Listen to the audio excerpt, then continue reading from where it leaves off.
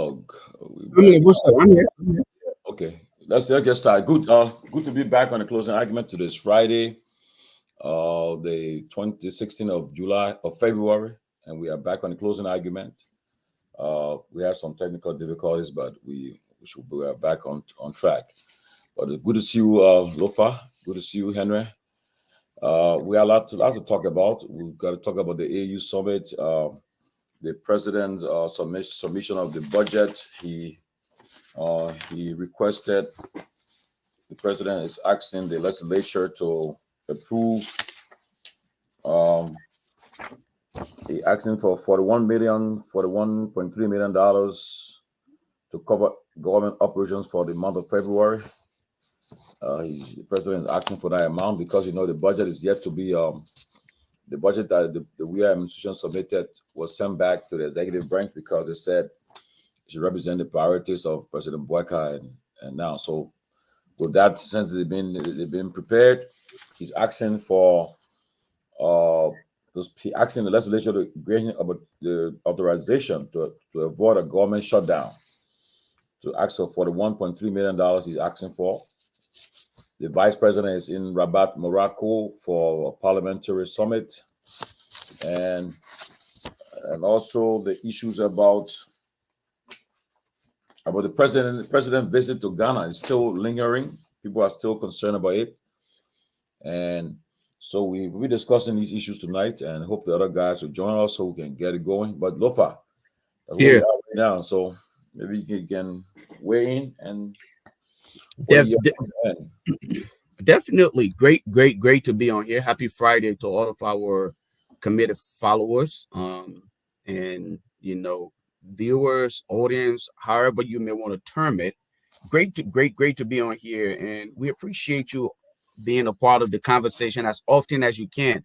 But most importantly, I want to start before I even get into the issue discussion is our honest appeal to all of you guys. Please do us a favor when you come on. Don't be selfish. Share the show. Invite other people. Tell other people to be a part of the conversation. It is very important because my friends are not your friends. Tom Lane friends are not your friends, and your friends are not Tom Lane's friend. Tom Lane can share it on his page, and that's the extent to which it will go. But if you were to just do due diligence, be a patriot, share the show, invite other people to be a part of the conversation. Hopefully, your friends are also following suit and sharing the podcast, and that's how we get our voices across. It's very important that we all play our parts. All right, we all have a major role in the desired transformation of Liberia, regardless of where you find yourself, regardless of where you may want to think of yourself: opposition, no position, middle position, independent. No, you're all part of this entire process of change Liberia. I see Seyed Dole. Welcome to the show, Power Sia, James Koyate Jr., Mary Flan, Don Kyan Moore, Power Sia. Welcome all of you guys as you come on here, comment. We will recognize you. I know Tamale is going to go in detail with the recognition as you guys come on. He's going to recognize all of you guys as we come to you live in Liberia. Those of you on the radio stations on Truth FM and Real TV. We definitely appreciate you. A lot of things Tamale mentioned as part of our discussion topic for tonight. I will emphasize specifically for me personally, I will emphasize on the president's travel and, certain things that came with it, certain things that were more concerning to Liberians. So we will dive into those things and we will highlight them. But we also hope that we can have Honorable Yeke Koluba sometime during the show. Hopefully he can either call in or, join us. We heard there are a lot of things a lot of rumors going on that he's been attacked. Okay, via the media, he's been attacked personally, and there's a whole lot, and he's willing to disclose all of these information to the general public. So hopefully, he will call and chime in on the conversation as to why he's being attacked. I mean, he was a part of this entire rescue mission. As a matter of fact, Yeke Koluba and a few other people were the faces of this rescue mission. I remember several days during the elections when Honorable Yeke Koluba was actually on the campaign trail on bikes. Okay, he was in the back of trucks, and some of the people who were labeling themselves as rescue mother, father, uncle, aunties. We're barely saying. But today, Yeke Koluba is being a man of, target. The one is being targeted for whatever reason, we don't know. But hopefully, we can kind of dig deeper and inquire, and he can just come out here and give us his view as to what is really going on. But I will stop at that for now. And folks, please also do not forget. Thank you, I got that on timely. So please also do not forget. We also do have the Cash App. The Cash App also help us to run this platform because you want people to be heard on the radio in Liberia. The operation of that radio station is not on water. Okay, they don't operate the radio station on water, and the young men and women that actually operate that facility, they themselves have to sacrifice. So we all have to sacrifice. So whatever little amount that you can contribute to this entire process, what is a dollar? It's not the amount that really counts, it's your thought. And we appreciate you for whatever little amount that you may contribute to be able to sustain this program, because we believe that all of us must be a part of the process. On True FM right now, but I think later on after the news we'll go on Hot FM. Okay, right now, so we're on Truth FM. Okay, yeah, great. So so I mean, you see every time where we keep the likes of Henry. This young man is in the studio till very late, and he has to take public transportation. All of those things are concerning to us. We know we have people in the background, some people who would say, look, we will donate, we will volunteer, we'll do certain things. Excuse me, people say the link, the guys are saying the link, they say the link is bad. I don't know what happened. No, I understand I know what's happening. I send him another link. No, actually, I will send you the. Yeah, let's do this. Yeah, because Yakes complains the link is bad. Yeah, it's actually the way the link was created is creating a 404 error. I think actually, what is it like? I think that's exactly what it said, 404. Even do say the link is bad too. Okay. I'll work on that. He sent them this link right here. Okay, I'm gonna send it to you, and you can send it to them real quick. Okay, send it to me. All right. There you go. Have them try that link right there. Okay. But anyway, folks, as you come on, please do us a favor. We are also on YouTube. The YouTube link is working. As we can see here, everything is fine on the YouTube link. Let me test this out here. The one I just sent you, I'm going to test it out as well. Yeah. Yep, that one should work. Okay.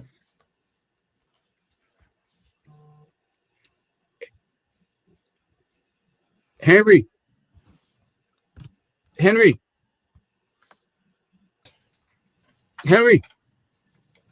Yes, you getting me?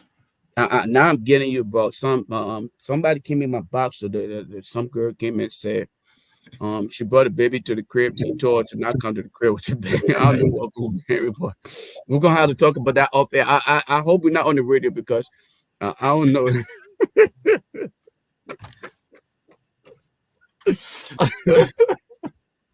But I told her I said I'm a grandfather for the baby, so we'll handle that part later after the show.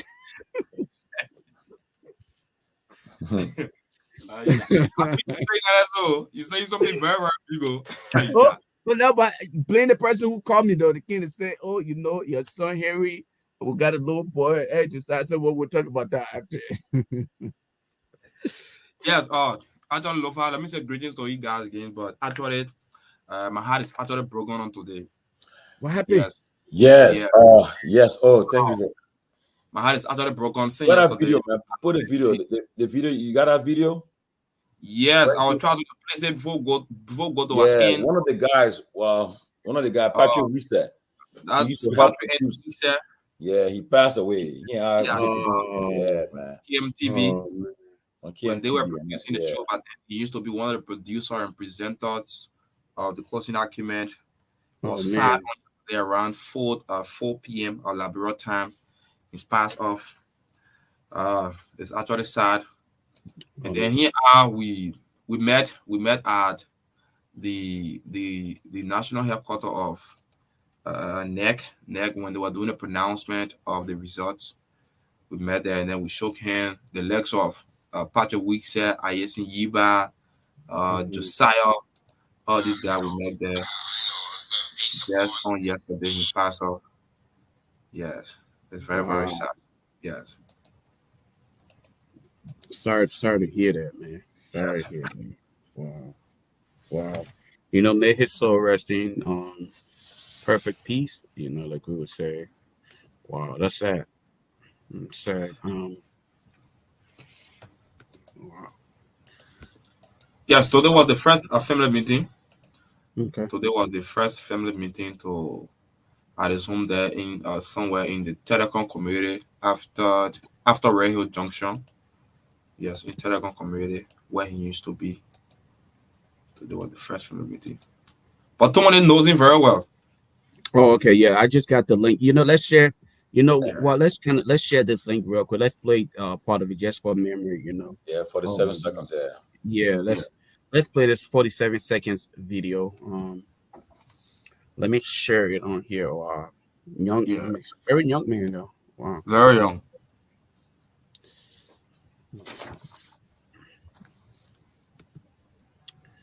All right.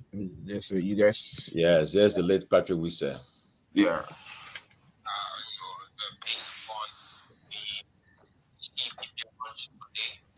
For the Unity Party launch on Sunday. So people, supporters of the Unity Party are going about, purchasing their own t-shirts, carrying out the Unity Party headquarters on Broad Street for printing, free printing, and they're also going to some other printing practice to print it as well. Printing presses that have, that have volunteered to print Unity Party t-shirts free of charge. Those are training now in the country. Everyone is waiting to see the D-Day, what we're going to be happening on Sunday. Well, as based upon the CPP launch today and that for the Unity Party launch on Sunday. So people, supporters of the Unity Party are going about, purchasing their own t-shirts, carrying out the Unity Party headquarters on Broad Street for printing, free printing, and they're also going to some other printing practice to print it as well. Printing practice that have volunteered to print Unity Party t-shirts free of charge. Training issues now in the country. Everyone is waiting to see the D-Day, what we're going to be happening on Sunday. Wow. Yes, that's the voice of the late Patrick Wissa. When we were with KMTV, he used to be one of the producer. He was very close to Ayasin, and yesterday we lost him. His soul rest in peace, and life perpetual shine on him. We will be updated by his the burial and so forth. But young man, leaving us too soon. But we cannot question God, and we'll just pray for his peaceful repose of his soul. Yeah. Hey, what's up, man? How's everything going? It's great, man. Always great to see y'all. Condolences to the family of the young man. So it's just sad when you lose that kind of talent, man. Sad. Yeah. Lofa. Guys, give me a split second. Tamale, give me a split second. I got to work out some technical issue in the back. You can't call about line. Is his link working though? I just sent him the link. He's the first link you sent me. I sent it to him. Yeah, send him the second link that I sent you. That one should work. And then let me the stuff you're sending me, I want to kind of cue them in real quick if you don't mind. You guys can start. Yeah. You guys can start while I try to put them in. All right. Okay. I'll go off camera for a little bit. Okay. Okay. I see the chairman is already in here. Let me bring him in. All right. You be biting your lip in the back. You better start your. So Ben, after your kept saying, you see me biting your lip, you better start trouble. Ben, working in the lab. What's that? Yes, on picture I say in the lab. Working in the lab. Which picture? Which picture you want? Okay, not yes, on picture I say in the lab. I mean, seen it. But anyway, look, let's welcome some people, man. Quickly, while we get started, quickly. Let me see. We got Sayev Dole, Sia Power, James Koyate, Hamon Fee. Oh yeah, my old Europeans do the Dupero. Marie Fly. Doc Kanya Moore. We got Winifred Smith, Carl Dolo, Yvette Cephas. Yeah, we got Wille A. Wille, Emmanuel T. Johnson from Kakata, and William Sagbert Davis, J. Ford Brand, Patrick Kennedy from Australia. The police pursuing Queen Johnson. Alvin DeChoice Weah from Minneapolis. Ragnar Otello Clinton from Manila, Philippines. Wow. Otello Swa. With Love, Liberia. Liberian historian. Morning Boy Black. Ibrahim V. Sharif. Asata Miller from Soul Clinic. Edwin Crow Jr. Edwin Crow, my big brother from Middletown, Delaware. We got Hassan from South Korea. Of course, we got the closing argument rescue entity Ruth Roberts Bangba. Ruth is a good. She's a good soul, man. I love her.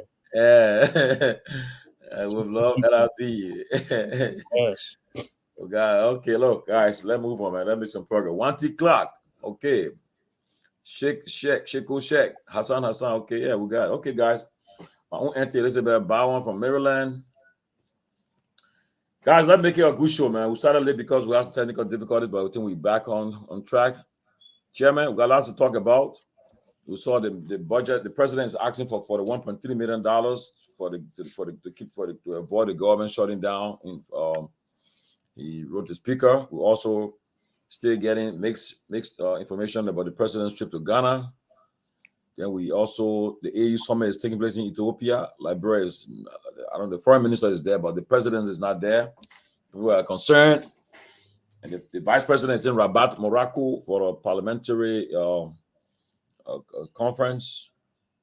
And a lot of other stuff to talk about. But guys, you can just chime in with your opening thoughts and then we can make some progress. Chairman Senvi, what you got for us? You on top of everything, brother. Thank you, Dominic. It's good to be here, checking, receiving some information. It's good to be here. Thank you again for everybody. Duke, it's good to see you. Liberia. Damn. Sometimes I think I want to take a break. All right. Yeah, but After all these years. yeah, like it's so sometimes it's just so a little crazy, But look, guys, like you said, man, it's good to be here. We're following the news, interested in knowing what's happening. I think Representative Koluba will be joining us. Am I correct? Yeah. The president has submitted, which is not, which, like I say, for me, is not strange. The government has to run. So the president has submitted a spending, what we probably will call a spending budget to keep the government afloat. Otherwise, the government will shut down, right?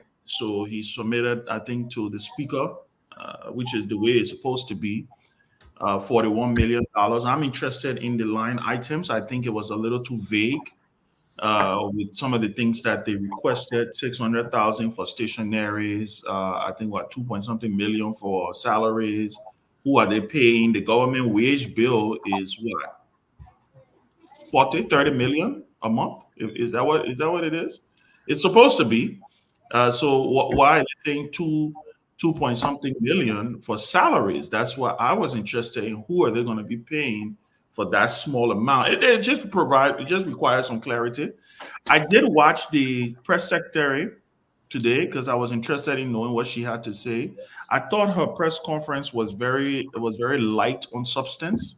I didn't get a lot out of that press briefing. I think in many cases she sounded a little condescending to the journalists, telling them they need to do more research and before they ask her questions and stuff like that. And she seemed to just be afloat. But like I said the other day, I think Kula has the hardest job in Liberia right now.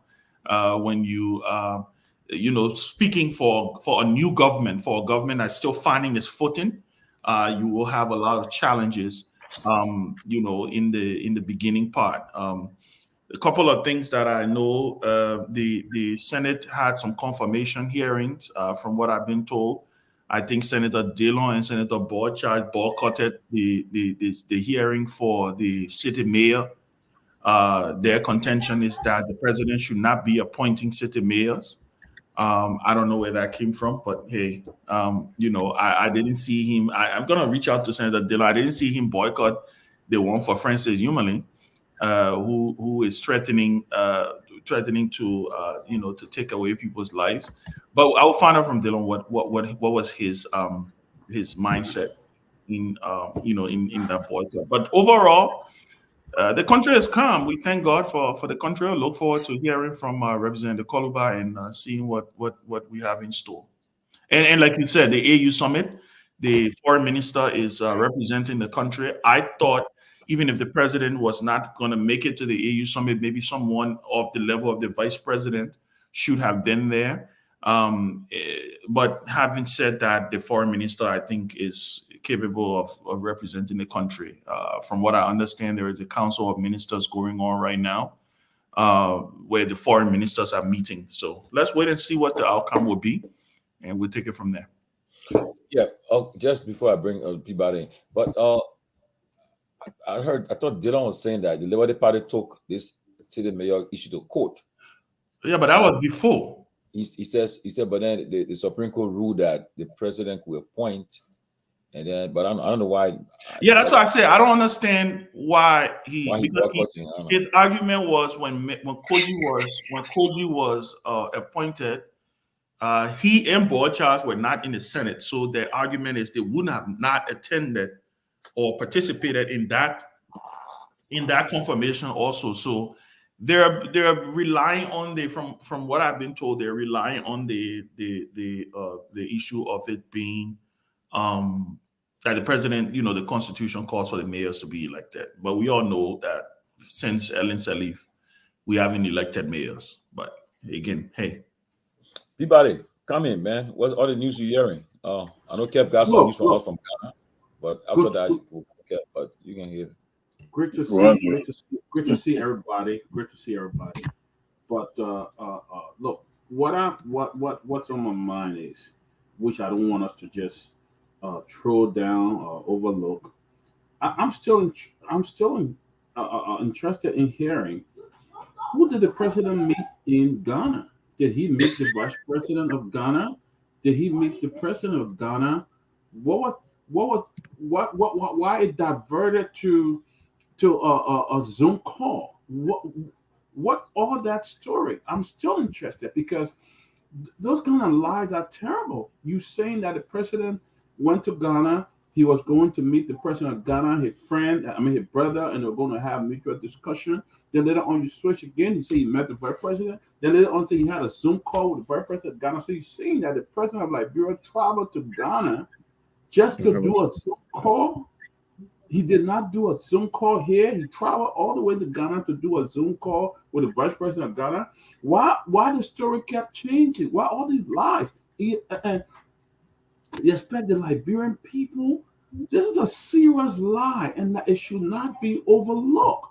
Why this kind of story? What is wrong if the president have gone there for medical reasons? What's wrong with that? Everyone out here can get sick.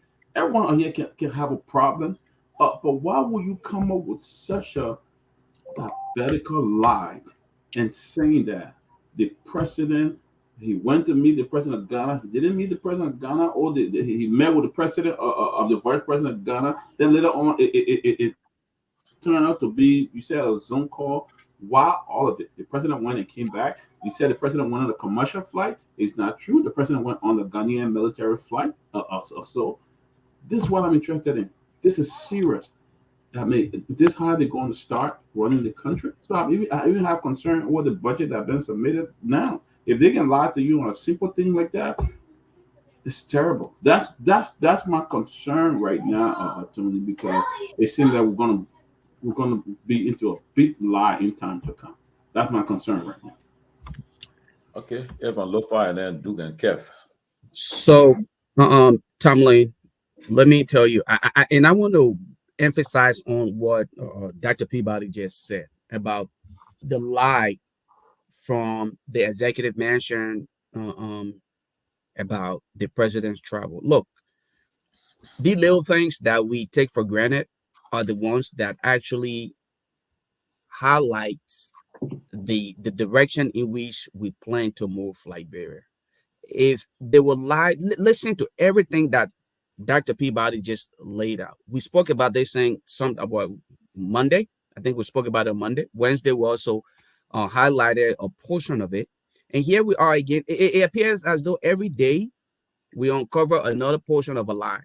And then when it becomes a little bit pushy from the fourth estate, then I guess the president's office, Kula Fofana, would then become a little bit defensive and come across condescending, disrespectful, as a matter of fact, to the journalists who are simply doing due diligence. That is to bring the information and the needed clarity to the general public. That tells us the level of thinking. And we were not wrong when we clearly stated that the level of entitlement that we sense during the elections will actually be revealed during the actual governance process. And here we are again. We're talking about other presidents. Tomlin, you sent me the pictures. I've been following a lot of the OU event. The other presidents are going out there to represent Liberia today. Why it is true that we cannot sit here and say the foreign minister presence at that event is bad, because again, she had the needed network, the connection, the idea to represent Liberia. But it would have been a great opportunity for President Boycott to have been over there to make the case for Liberia, and even if the former the foreign affairs minister would have been there, right? It was just a good thing to be there. But again, I want to just retrospect back to the elections when he chose not to address the public. When Yombi Kanga Lawrence and others came out to say there was no need for his presence on the campaign trail, and we came out and said, guys, be careful. When a man cannot tell you what he intends to do for you, he had nothing to do for you. And here we are today. Everything is just head of a scatter. We're running all around, no sense of directions, no idea as to who's actually governing the state besides the title and name that comes with it. We are here again to say the lies, and that's all I can sense from this government. And hopefully we can actually dig deeper into it and not just gloss over the reality of what is really happening, because we are experiencing George Weah version 2 with Honorable Boycott. Thank you. Yeah, Tommy.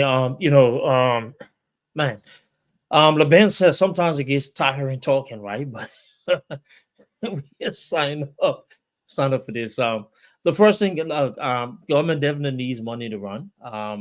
I will try to be light on this government. Like I said, we give them 100 days. We'll come back and reassess and hold them accountable. They got a little bit of wiggle room to be able to get, whatever they need to get in place. So we look forward to that. Secondly, look, there needs to be better communication, and I think the lack of communication creates more speculation, right? And that's something that should be,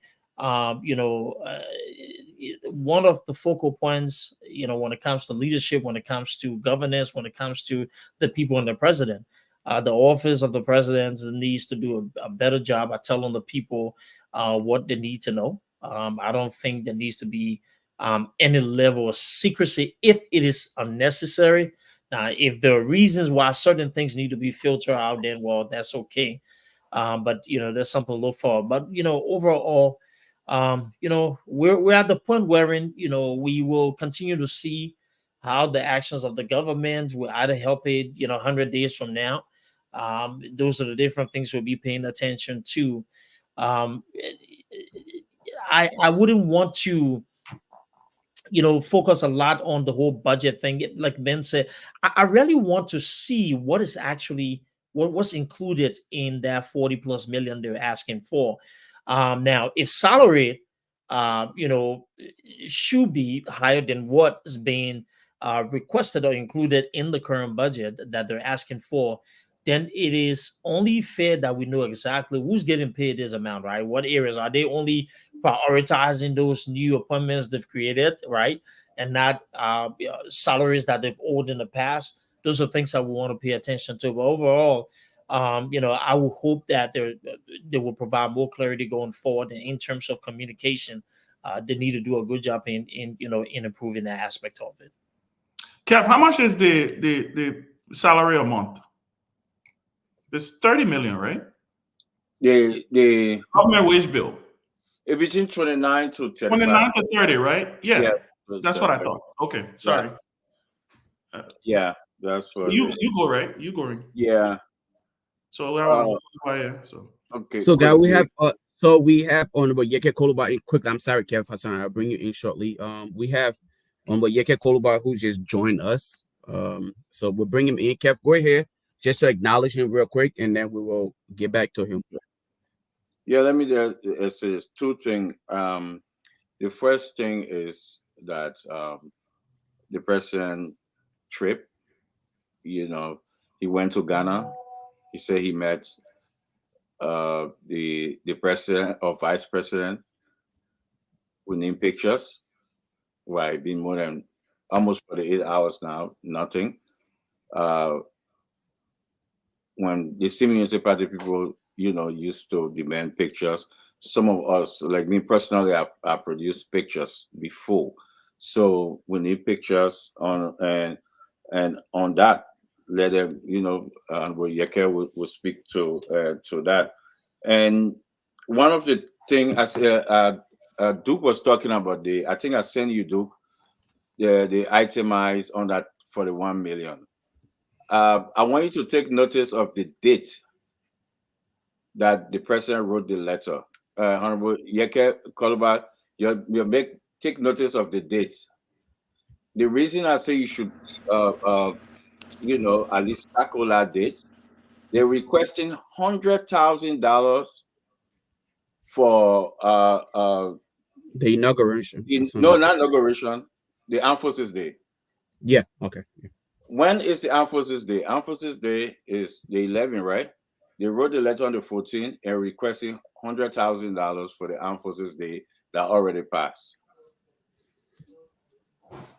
Look on that, Duke. I sent that. Yeah, I do see that part. I also see 2-something million for other goods and services, which is 5% of this allocation.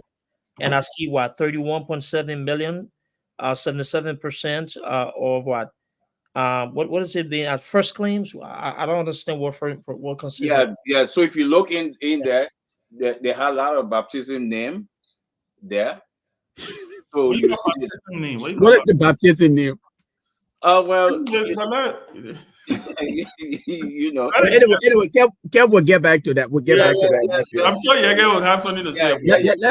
Let's welcome Representative Yeke Koluba to the show. Honorable Koluba, welcome to the closing argument. We will give you the opportunity. Let's hear from you. Unfortunately, we're not able to get you on a Wednesday, but at least you're here today, Friday. So nothing is hopefully missing in the Thank process. you. I'm very sorry for Friday, but now we can still go ahead. And it's a pleasure being on your show again today. So let me say good evening to the people of Liberia, my supporters, the people of District Number 10 for making me who I am to speak for the people. So I will firstly go to the president travel to Ghana. Like I said on one talk show, I maintain that the president went with a private jet. Why do I say so? You could say the private jet is restricted. It's not a commercial plane, but it's restricted to certain people that make it private. This plane is the Ghana Air Force. This Ghana Air Force came to Liberia and picked up the president, his wife, Jojo, and 2 other family members. Nobody from the president's office apart from family member, went on that trip with the president of this country. And we think it's wrong. I listen to Kula Fofana saying working visit, but it's not official. The president is no more private citizen. When he read the house to say he's going on working visit, that means it's official. If you're not official, he shouldn't have written the house. He shouldn't have acknowledged us. Why he told us? If we're not official, he just go by his business. We see the president and the vice president passing around and riding private jet around here. Jeremiah Kun is in Casablanca.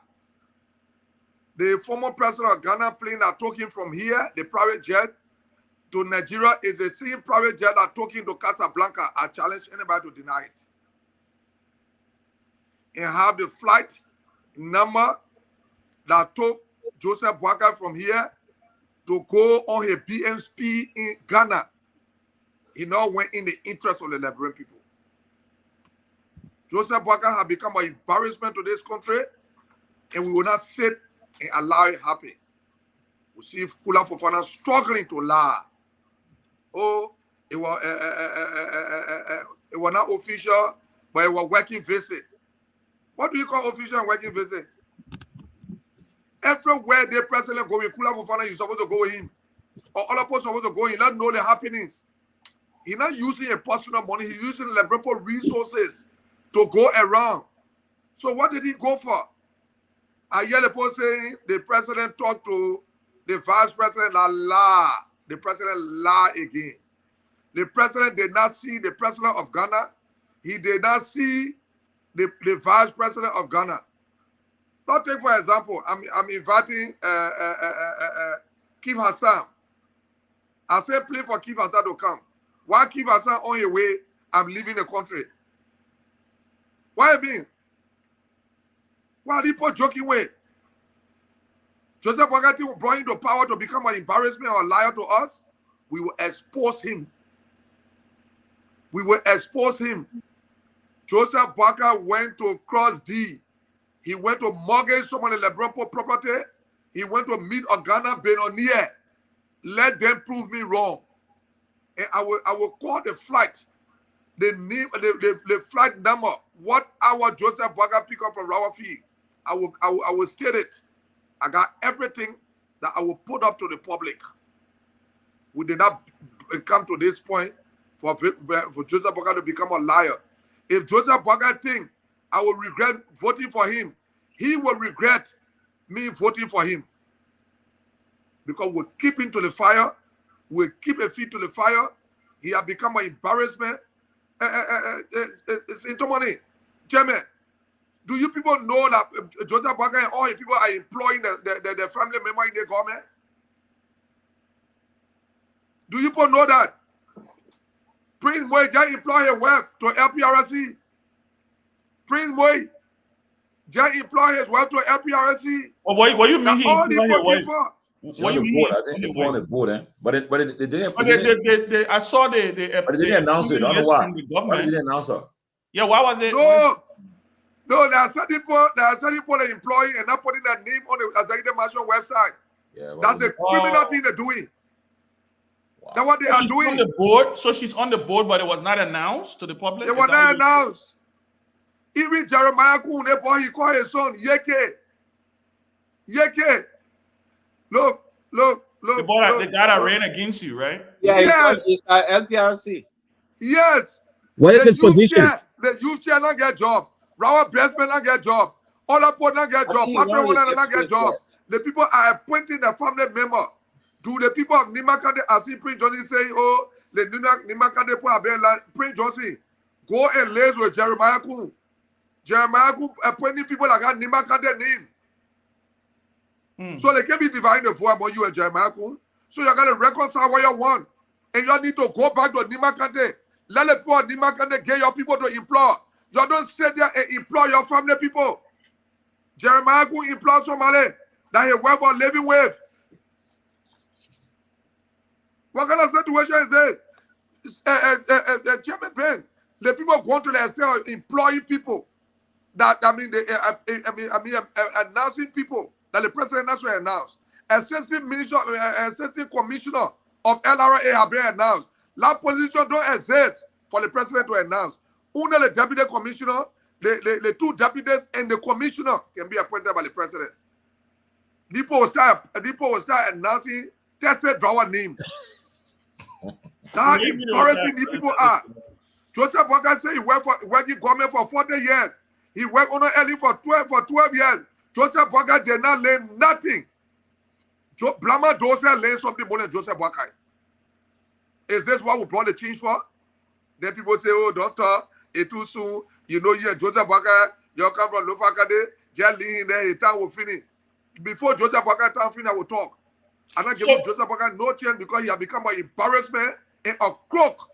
Now who Joseph Boakai is. So Representative Koluba, and you see someone pull out facilitating the whole thing? Like Yomli Kangane. Yomli Kangane just sat over there and become embarrassment just to enrich themselves. Employing their family members. Have Yomli Kanga gone back to Grand Baswa and ask the person, you're giving people to go employ? They sit there and employ people that get Grand Baswa need. Did the Grand Baswa put tell you to employ them? So as we go along, we'll discuss other things. I just wanted to come in with those few information. So we're going to go around the horn. Tommy, I know you're hosting, but let me just put in my quick two questions, one or two questions. I noticed something today, right? And Representative Koluba, I'm asking you this because you are in the National Legislature oversight, right? I noticed something today that the press secretary said, and it's something that brought my attention. Since the president returned, the information that has been provided on the mansion's Facebook and the mansion website, all of that news are all news that happened prior to him leaving the country. In fact, I didn't know. I thought that the president met with the soldiers after he returned, right? When that meeting was with all the soldiers sitting at his house. I thought it was after he had returned. But what Klua said today was that meeting was held on the same day the defense minister resigned. Then they also posted the pictures of the HPX meeting, right? I want us to talk about this Ghana trip a little bit that has caused a lot of, I heard her talk about the fact that the trip was a working visit, and with working visit, there were no state protocols and stuff like that. Do you have any information that is available to you, Representative Koluba, on who the president met in Ghana? Did he meet with President Akufo-Addo? Did he meet with Vice President Bawumia? Who did he meet in Ghana? And do you believe that we need to know? Because he's still our president. I mean, he's our president, whether it's a working visit or a state visit. What was the dividend for Liberia? Do you know? What Boakai and family went to achieve was their personal achievement. So before I go further, let me give you the flight that carried Joseph Boakai. Joseph Boakai and his family left from here on the 13th, 2024 at 09:54 hour. On the 13th.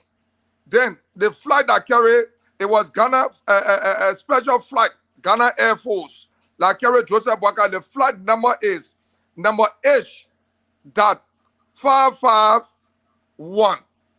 H.551. H.551. That's the flight that took Joseph Boakai from here. And I challenge Kula Fofana and anybody to prove me wrong. They can what never. Kind of plane is that? What kind of plane is that? Is that it was a Ghana Air Force. Okay. All right. Let's go to the next Ghana question. Air Force. The fact that the Ghana Air Force is restricted and Joseph Boakai did not carry press people with him, so we can know, the Lebrepo can know who he met, who he talked to. You know, there's just something that you people need to know. But I know that Joseph Boakai went to meet with Ghanaian billionaires to mortgage the Lebrepo asset to enrich himself, he and his family. Like when he went with Jojo, his wife, and 2 other family members. I'm trying to get those names. And I challenge them. Let Fula Kula Fofana to tell us who from Joseph Boakai office are now family member that went with him. Nobody, they can do it. They can never, I challenge them. They can never. And this is something I was saying on one radio station. You know, it was good that you left that last Spoon FM, because I don't know what Stanton is really running behind. Stanton also have become an embarrassment to have people like Eugene Facon. You know that Eugene Facon is it's on that show just to push because he's looking for a job. They are looking for a job. Everybody on that show looking for a job. These are the information. I gave them the information before they even admitted. Like, yes, the president went with his wife. Oh, you're going on working visit, but you carry your family people. What wrong with your chief of office staff? What wrong with your president, public affairs? I mean, people. So who took picture? What could that Fofana want to tell us that we must believe? When you can't show picture evidence, when you can't show nothing. Is this the plane? But let me make this clear. This is the identical plane, but it's a cargo plane. It's this same plane that brought the bikes. That's the plane Jose Iman Bokar. Wait, so that the bikes they came to pick up and the president. No. The plane came for Joseph Boakai. The plane came for Joseph Boakai. They carry in a cargo plane. It's a cargo plane. They carry in a cargo. It's not even a dignified plane. And Ghana do have their plane though. They have their actual Ghanaian. But that plane is an Air Force plane. But it's an Air Force plane. The same plane that brought the bike. It's a cargo plane. And just imagine the whole president went into a cargo plane. Yeke is right. That's the plane. Ask anybody who was Ralphie. They will tell you. They made a cargo. That's a cargo plane. Tommy, tell all your show now, so we can, so at least everybody can have the chance. You running away, you can't call Yobli knee. Like Yobli, that they embarrassment. I'm running away. I beg you, leave me. Don't run away. No, don't discuss the issue. But anyway, we got some good news for the Honorable Kolubaro, but we'll talk at the end of the show. But he's being invited to the U.S. by some Liberian community, so we'll talk later on. So I don't want about poor people to invite me. I want you to get money. This time for people to take picture of me, you gotta pay money now. I'm the most celebrated star ever in the history of Liberia. Did I hear you running for president in 2029? I'm running for the presidency. I'm actually going to Rewaji. The friends of Yeke have been creating Rewaji. I'll be there next week. Well, but Honorable Koliba, good to see you again. I'll give the Grace. Grace, you can chime in with your question to the Honorable, and then we'll make it round. Go ahead. Hi, Mr. Koluba, Honorable Koluba. Hi, how Mama. are you? I'm good. I just want to ask you, how do you feel right now with the UP people, and supporters of Joseph Boakai, the alliance, all coming after you? I watched you yesterday on a clip, and I saw them really coming after you, and some people making posts and everything about you, who struggled so hard in this elections campaign, getting Joseph Boakai to where he is today. And now they're seeing people now, they are labeling you like you're crazy, and you're not to yourself, and you're taking drugs and all that kind of thing. You are Zoko. So sometimes for some of us it's just hard to watch. It's not that because we support you, but the thing is that when people being loyal to you, especially on this kind of race for a country like Liberia that's in a fragile state, and people like you fought so hard. Lova Julius, why are you laughing? Something else? Okay. People like you fought you see your problem? Huh? No, go on. On the I'm not do get myself going off. I'm thinking. Okay. Go ahead. So people like you fought so hard, I guess you were fighting for change. That's why I would say, although we could all see clearly that this president was not going to change Liberia anyway. But you know a lot of family members and everything being hired. We in the back, we on the side know way more than you even know the kind of people we see on the list and everything, and we know that this government is not going to go anywhere. But I just want to know your feelings towards people that you work so hard with, people like Yombli Kanga, people like Darius Dillon. You people work so hard, and you guys work together at a certain point in time, and then now that people coming after you and saying you're crazy and something wrong with you. So I just wanted you to elaborate a little bit on that, how your feelings towards that. So let me say this. You know, when I was coming before I came on the show, I listened to people saying DeLong and Bouchard walk out because they say the president not supposed to appoint mayor, right? Huh? And I want to walk all of the confirmation for. That's what we heard. Okay. So y'all need to do research. The local government act of 2018 gave the president. We endorse that act. Gave the president the authority to appoint local officials. You ready for the information again? The local government act of 2018. The local government act of 2018. The person I know book about to do research. The small one I know I will tell you it. So you please do research, yeah?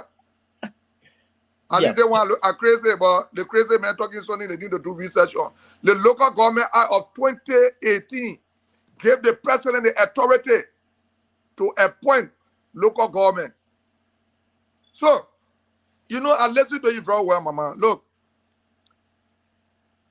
people like for people to sing the way they want to sing. I don't sing that way. The people don't remember. The people don't do research. When BM Joseph Boakai came to my district when he was campaigning, check the recordings when we went on the Susan Berry field.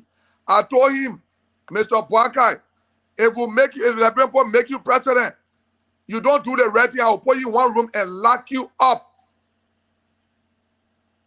I said that before the election. They thought I was joking. Oh, you think I'm here to please? Mama, you yourself, we are not here to please you. Let me tell you the truth today. I will speak the way I want to speak. People say I'm crazy. But when Joseph Boakai took a voter registration card to go vote, Joseph Boakai called me because I'm a star to show the Liberian people that he have taken a voter registration card. He myself took a picture with a voter registration card like this. When Joseph Boakai was having meetings, press conferences, Yeke Kwalba was sent for to sit on the hard table. That time I was not crazy, man. So when Joseph Boakai can take picture with a crazy man, then me and Joseph Boakai, who crazy? Joseph Boakai more crazy than me. That's what I believe. Because you look at crazy man, take picture of crazy man. Joseph Boakai now when any campaign trail with all Yeke, he will always say, "Why Yeke? You know, like he like BMT. What my nephew? What my nephew? Nephew will always with him." That time was not crazy. But because Joseph Boakai taking money from where he know how it, I'm talking about it. So I crazy. You think I really care, Mama? I don't care. I don't care. So let them say what they want to say. All the people are on school looking for a job. State don't want to recommend people for work. So he have to keep pushing and keep your eyes blind to the truth. You think Satan don't know why I was saying the truth? He called me for me to come on the show. So okay, Mama, you know, people are my people. You know, I can come out on the show to say, "Hey, but come, I will pretend I'm against you." Stanton and myself talk. He sent me the link to go on a show. Stanton also asking that BM. Oh, my man, the post supposed to live up to it, not living up to it. So come, bring that information and hold it, but I can't talk about it. So you come, not talk it. So you are pretending on a show. You think I really care about people? Mama, you are what I don't care about you. I don't care about how you feel. I care about what I want to say that will please the Liberian people. And everything I'm saying, while I'm saying in the harsh way or the wrong way, you don't see any truth in it. Joseph Boakai told you are very broke. When you got 10 million from the gift to people? Where? Joseph Boakai told you are very broke, and that's true. He admitted a statement of feeding him. Joseph Boakai, John, we are even getting money to go to hospital. Why you got $360,000 from the gift to district? Where? Oh, when I ask him where you got the money for, they are crazy. But Joseph Boakai took a picture of me, so Joseph Boakai crazy. Now I said Joseph Boakai myself will take drugs test, will take pound one test. You can call back and get pound one to Joseph Boakai, you drink it. People can get drunk and misbehave. People can get drunk and behave the way they are behaving. So here myself do the pound one drugs test. Latin he did a 4-1 now. You go bring who that they can't do drugs test for you. What I will say, we will do it on Broad Street. The result will come out. And you will know that Joseph Boakai will be tested positive for alcohol. So let me just come in with my second question quickly. It's not a question. I just want you when you were this clip I saw, you also said that you were going to remove yourself from the platform that you were on yesterday because you don't want to be on a platform with Eugene Falcon because they are full Liberian people, and he was one of the person that really destroyed the CDC government. Can you elaborate a little bit more on that? Mama, let me tell you something. Falcon was working with information. Falcon had a poor working relationship with people who were eating the people money there. Falcon stole from information. That George Weah sacked him so that they hate the guy for George Weah. Falcon was here defending everything that went wrong. When we went to Granger, basically, you know, when we were attacked, Falcon now in the Constitution at that time, but now he's saying, honor Joseph Boakai government, and when you talk, we hang you up. Like Joseph Boakai fall already good, like the fall you hang up. I want for Falcon to come. No, nobody can make me scared. Let me tell you the truth today. I know I will die. I just don't know when, where, and how. Anywhere monkey better than a home. The corner tower better anywhere like a bush. So I'm not afraid to die. Falcon can make me scared. Falcon are living on stand-up basement. He weapon in outside because he get food to eat. He added a criminal and George Weah sack him. What can he say? Falcon get moral than me. He get moral than me. Falcon is not credible. Falcon can jump from here to here just for job. Because Joseph Boakai is an ingrate. What are our best men? What are the coordinators, the federal coordinators for Unity Party? What are the youth chair? But you're appointing somebody that the youth chair is more qualified than on the board of LPRC. Joseph Boakai is a disgrace to the country. I owe no regret for my statement. This is not who we saw. Joseph Boakai had his ways until he came to power. Look, and we're praying for Joseph Boakai to keep sleeping. Because when Joseph Boakai opened his eye, he will sell the country.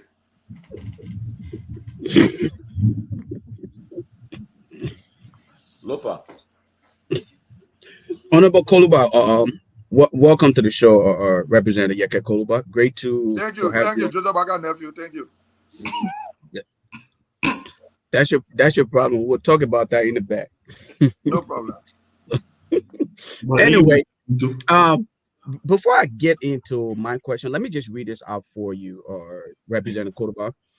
Stim Bungie, she would like me to just extend her sincere appreciation to you. She said, Lofa, please tell Yeke Koluba that I love him for the fact that he's the only, and in all caps, she said, you're the only opposition in the entire country, okay, called Liberia. Thought to say that to you. To my question, Representative Koluba, this is not your first time mentioning. Well, before I even get into that, are you aware of Stanton's current status in the United States and his criminal record? Are you aware of what it is? Well, what? Sorry, the generator on, so I'm not getting you. Okay, that's okay. Joseph Boakai on the charging battery. Okay. Are you aware of Stanton's current criminal record in the United States? Are you aware of it?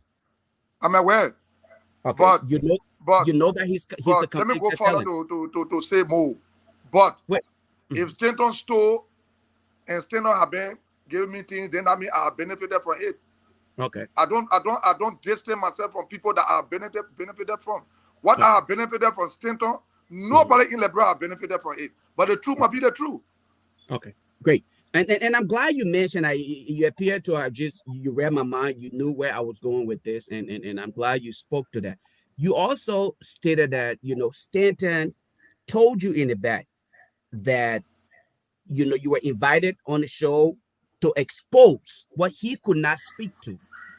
And you agreed to that. You came on playing the guy in the back or being used as the conduit. What does that make you, Representative Koluba, if you're allowing a convicted felon to use you as a representative, a renowned individual who understands what you're talking about, but you're allowing a renowned felon to use you? What does that make you? So let me tell you what happened. When I got this information, I called Stanton. I said, Stanton, are you aware of the information? He said, yes, Yeke, I'm aware. It is true that Joseph Boakai went with his family people. But these people are trying to play game with me. I've been finding somebody to come so we could discuss this. Since you know it, come on the show, not discuss it. I will behave that I don't know. Wow. You understand? I was happy. I called him to ask him if he aware of the information, if he aware that the president went on private jet, if he's aware that the president went with family people. He said, yes, it is true. Even the flight number I called, to acknowledge that yes, it is true that the flight the president went on. So stand on not using me. Okay. Because I'm not a small boy. I want to expose the ills in society. So if I can use his platform that is the Unity Party people can listen to, you know most of them want to listen to your station because you people are saying the truth. So they are running away. Only stand on I can back them. That stand on radio station I can go to. So if you fair, you were using him, myself was using him too. To let them know what a leader doing. So that is why I went there. Okay. And my last question, well, my second question here would be, over the past few weeks, you followed the leadership of Honorable Boykai. This is a man you voted for and campaigned for. Just describe in few words Honorable Boykai's leadership based on what you have experienced. Just describe for us, to Liberians, what you have observed and what do you think of when we speak of leaders. Is it the ideal leadership that you expected? Is this the rescue train that you put your character and everything on the line for? Is that what you're getting? No. In the first place, I found out that Joseph Boakai, then all the people behind him taking money to give people job. They're taking money to give job to people. Look, when I started going around Joseph Boakai, trying to reconcile between he and Honorable Cummings, I knew that from the way Joseph Boakai spoke to me, I got to know that he spoiled the CPP. He destroyed the CPP. Joseph Boakai government, we thought the government were come to liberate the people. We never voted for somebody. Look, I will not regret, but Joseph Boakai will regret. I would never, ever, ever, ever regret. Joseph Boakai is not a reconciler. You know, Team Majilata told telephone to call Joseph Boakai and say, Honorable Boakai, congrats. You know the reply to Joseph Boakai? Ask Kofi Woos. Joseph Boakai told Team I said, now you know me. Jesus. Look at the man and say, you went for the year, you're reconciler. Like everybody will vote for you. Have Joseph Boakai gone to Benin Nigeria that he used to spoil the CPP? It was because of him the CPP was destroyed. Have you taken phone to call Costa to say, oh, I used to come to your house, you used to feed me. Oh. You know, I'm the president, I'll move on. Have Joseph Boakai taken phone to reply at the Zealand comments? Say at the Zealand comment told him, say, congrats. They made a strong dictator. Very, very, Joseph Boakai learned nothing on early. Joseph Boakai don't know governance. Joseph Boakai don't know nothing about government. All that you've been talking, Joseph Boakai were in government. Answer it. Joseph Boakai know nothing, and their government have become a failure. Watch and see. Going forward on the Joseph Boakai said the afternoon, the government will be tough than ever before. You know Raspberry going up? Wow. You know that? You know the state Galen City and something? And people will move the city and something from the port. Let me tell you something. And porters who are one left because the city is not giving no money to the revenue. The scene says Joseph Boakai and saw. Let's go with the scene says so they can be eating the money. But Joseph Boakai will not regret it. You will regret. You will regret it. I will leave on you until your eyeball will open. And you again a japper. I will not regret Joseph Boakai. What is still keeping the CTM there for? Harassing the people in the diaspora. To take one container from the port, you gotta pay money to people that are not paying money to the revenue, not giving beating the walls, the revenue. But beating the walls, Joseph Boakai and his people then just came. Because they put our in the system, showing the system. Thank you. Kev.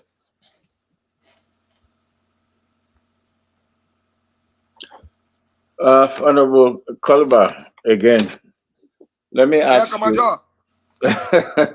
Let me ask you this: during the campaign, in your district, you spoke about people's salary being cut. People's salary was low, and you told your people that vote for Joe Boakai, salary will come up and everything.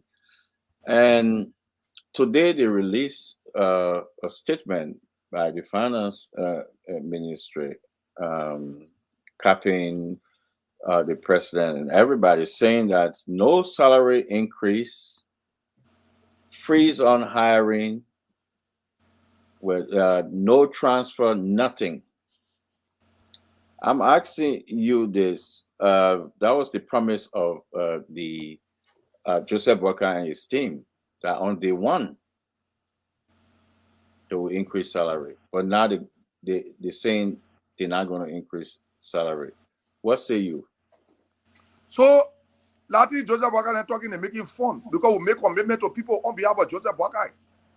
We make commitment to people on behalf of Joseph Walker, and he told us to make the commitment to people. We're waiting for the budget to come. Kev, let the budget come. You see us. We are in the opposition. We are going to ensure Joseph Walker live up to his commitment. I'm not joining CDCO. I'm not joining ANC, but I will collaborate with the opposition parties. We will ensure that Joseph Walker live up to his commitment. He's making fun.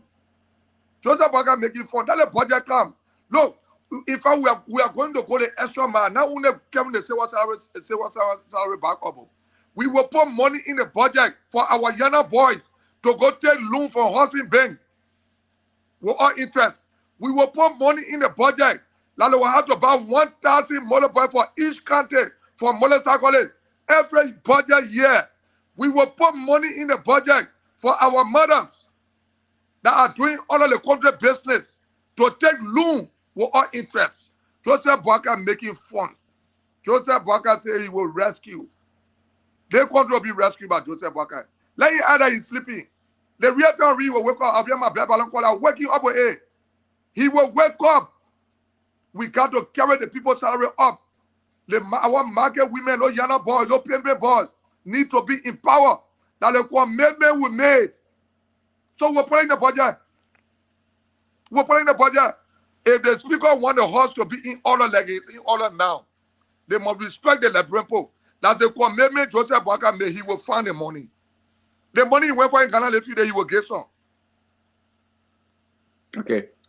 The president sent you guys a $41 million what I would say request for you guys, and including that request of $41 million. Some of the breakdown, they sent it on the 14th to you guys, and they're requesting $100,000 for Armed Forces Day. You can hear me? Yeah, requesting $100,000 for Armed Forces Day. I'm hearing you. Armed Forces Day. They're requesting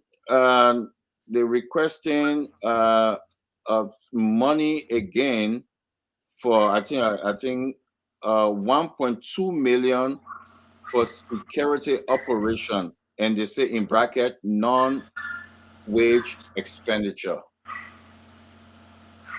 not for pay or not for nothing, but you should get a 1.2 million. That's what they're asking for. I think they're asking for another $100,000 for water, to drink water about $100,000. I just want one more $100,000.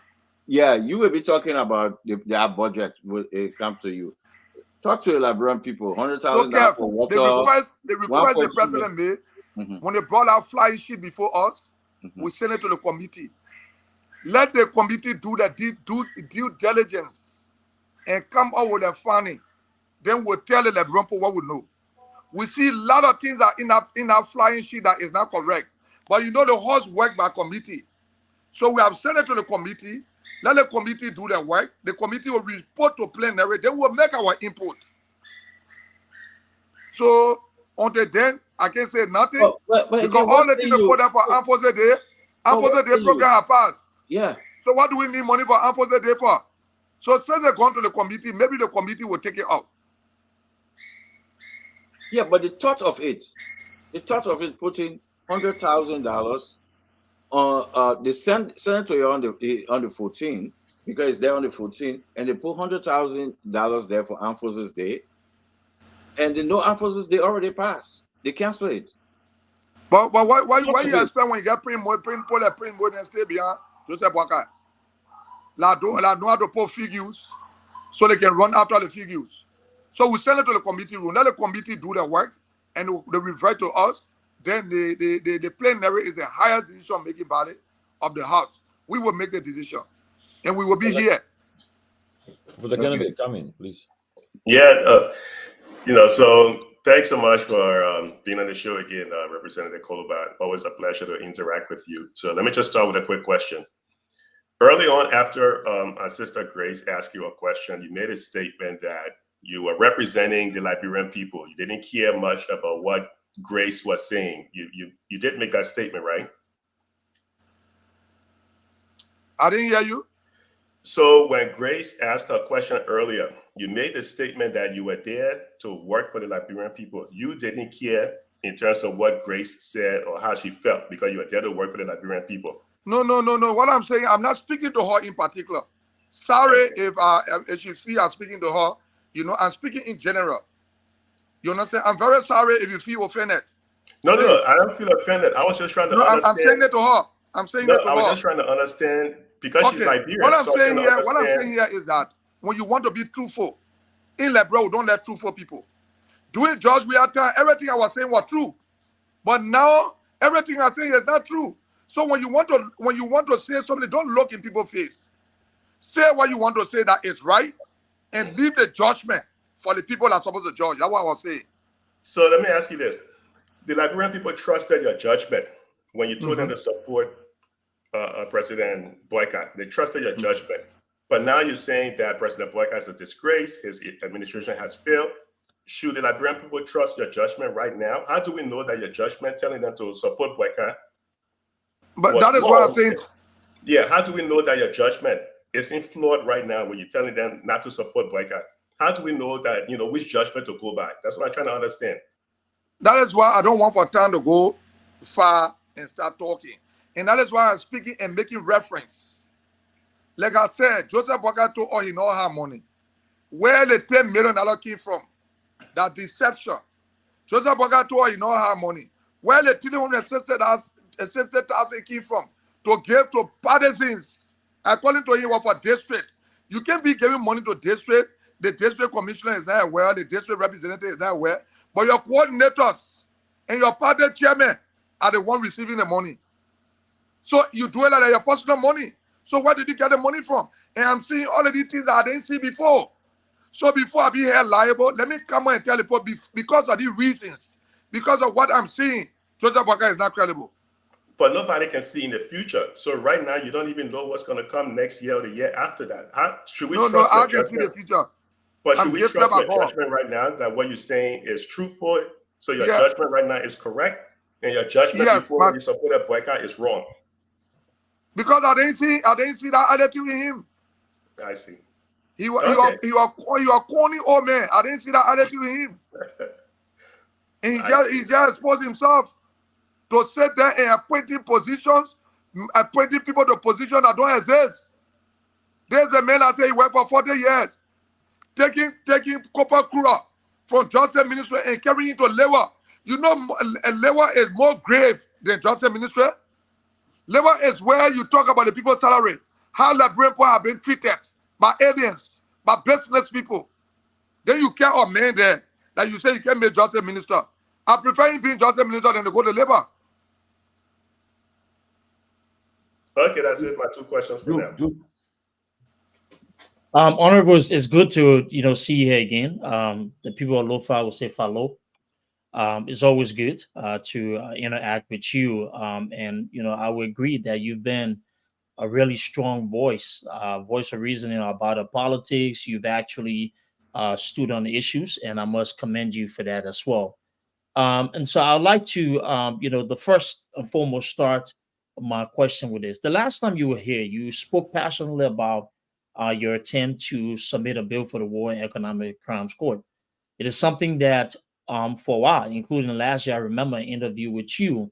You have been pushing for this because you believe this is the only option to be able to, make sure you're telling people, let the court come and investigate us and set some of us free so we didn't have to explain, which is good.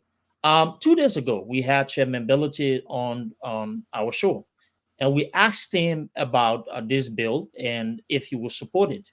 The chairman, said that he thinks that some of the things being pushed in terms of war and economic crimes court seems to be targeting a specific individual. And he wants to see a process wherein there's consideration of prosecuting people before the 1990 Civil War. First and foremost, how is that bill going? Do you think that it will come to fruition under the Boyka administration? If so, how do you intend to win the support of people like Musa Bellotti when it comes to the war and economic crime bill? So you see,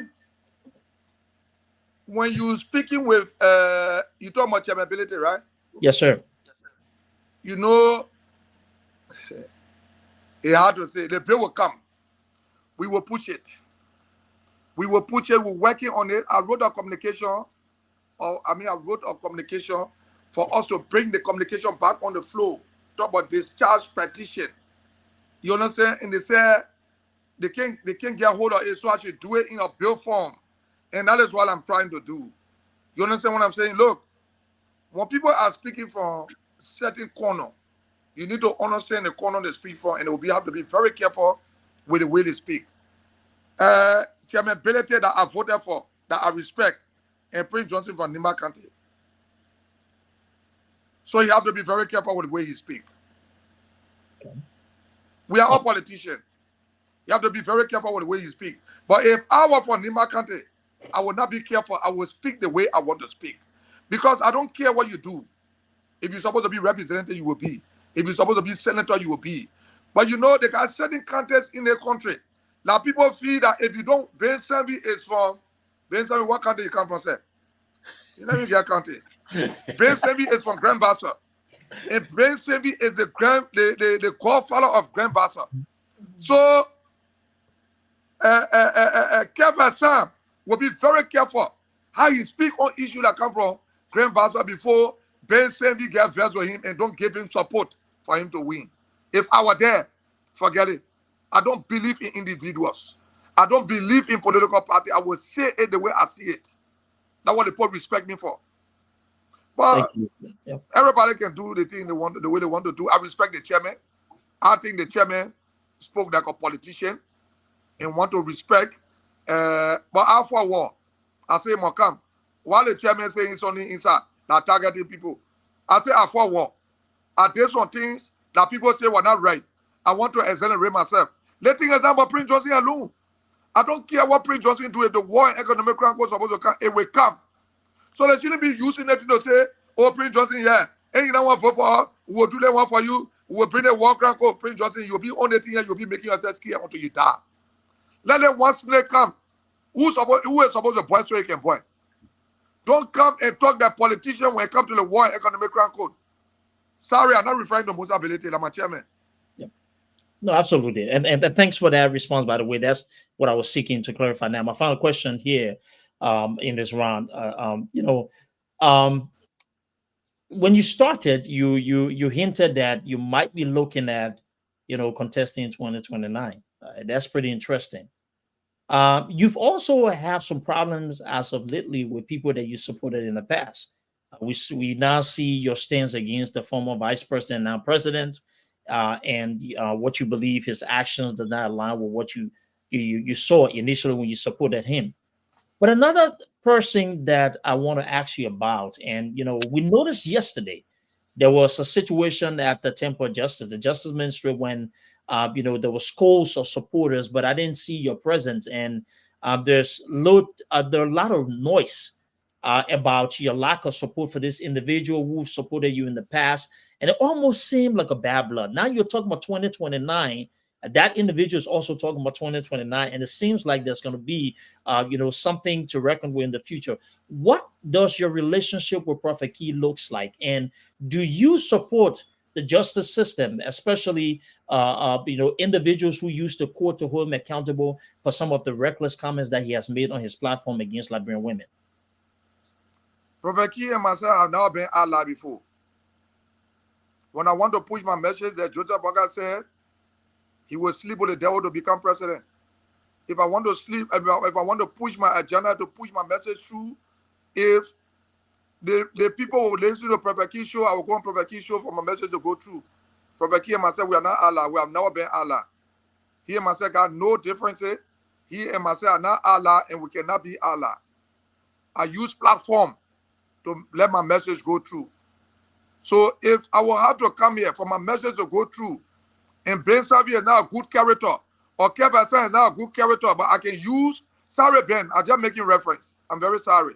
If I can use your platform to push my message through, and then what the people can listen to, I will have to come there. Joseph Boakai said he'd rather sleep with the devil to become president. So he slept with the devil now. They didn't want the devil to become president. You know the vice president can become president? The vice president can. And they finding all kind of means for him to not become president. So when you sleep with the devil gets something, you got to give something back in return to the devil. So I can use anybody platform. Prophet King supporters, 90% of Prophet King supporters are women. The message have to go. So I use the platform to take my message through. Yes, we've been talking. Yes, we've been talking as friends, but we are not Allah. And do you think that he should be held accountable according to the court of law? Or will we see you on Monday when he goes back to court to answer some of the charges brought forth against him? Will you be there to support him? But he's already before the court. My presence there will make no difference. My absence will make no difference. He already before the court. Let the law be the law. I was taking the court before. And the court for me not guilty. When people say I brutalize people, you know, the George Weah government, even the Ellen government, when A.B. Kromah, Chris Mazakwe arrested me that time for land business, my land to Marshall, they say I armed rob, went to court, they couldn't bring evidence.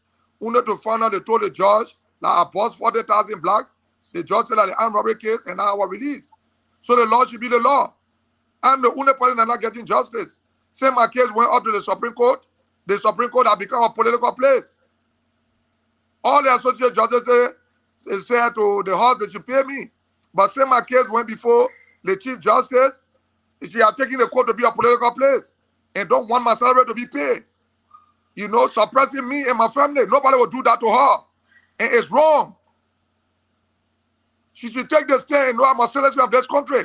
Let my case be handled. Let me get my salary to feed my family. Maybe the way Joseph Boakai will say, don't handle the case. So the court has become political. I got no regret for my statement. Calabo. Thank you, Honorable. Yes, thank you. Honorable Kolba, do you hear me? Yeah, very well. Okay, my name is Calabo Gonglo. I think that's my first time kind of interacting with you. I'm happy to see you.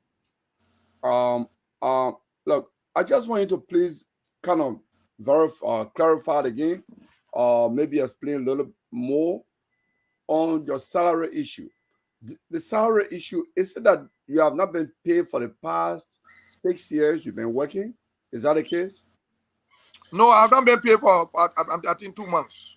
2 months. Since, since 1 year plus. When the 54th decided to suspend me illegally, and I told them, will beat sense in your head. Took them to court. I took the government to court on 4 different occasions and beat them face down in the mud. Face down in the mud. So you know.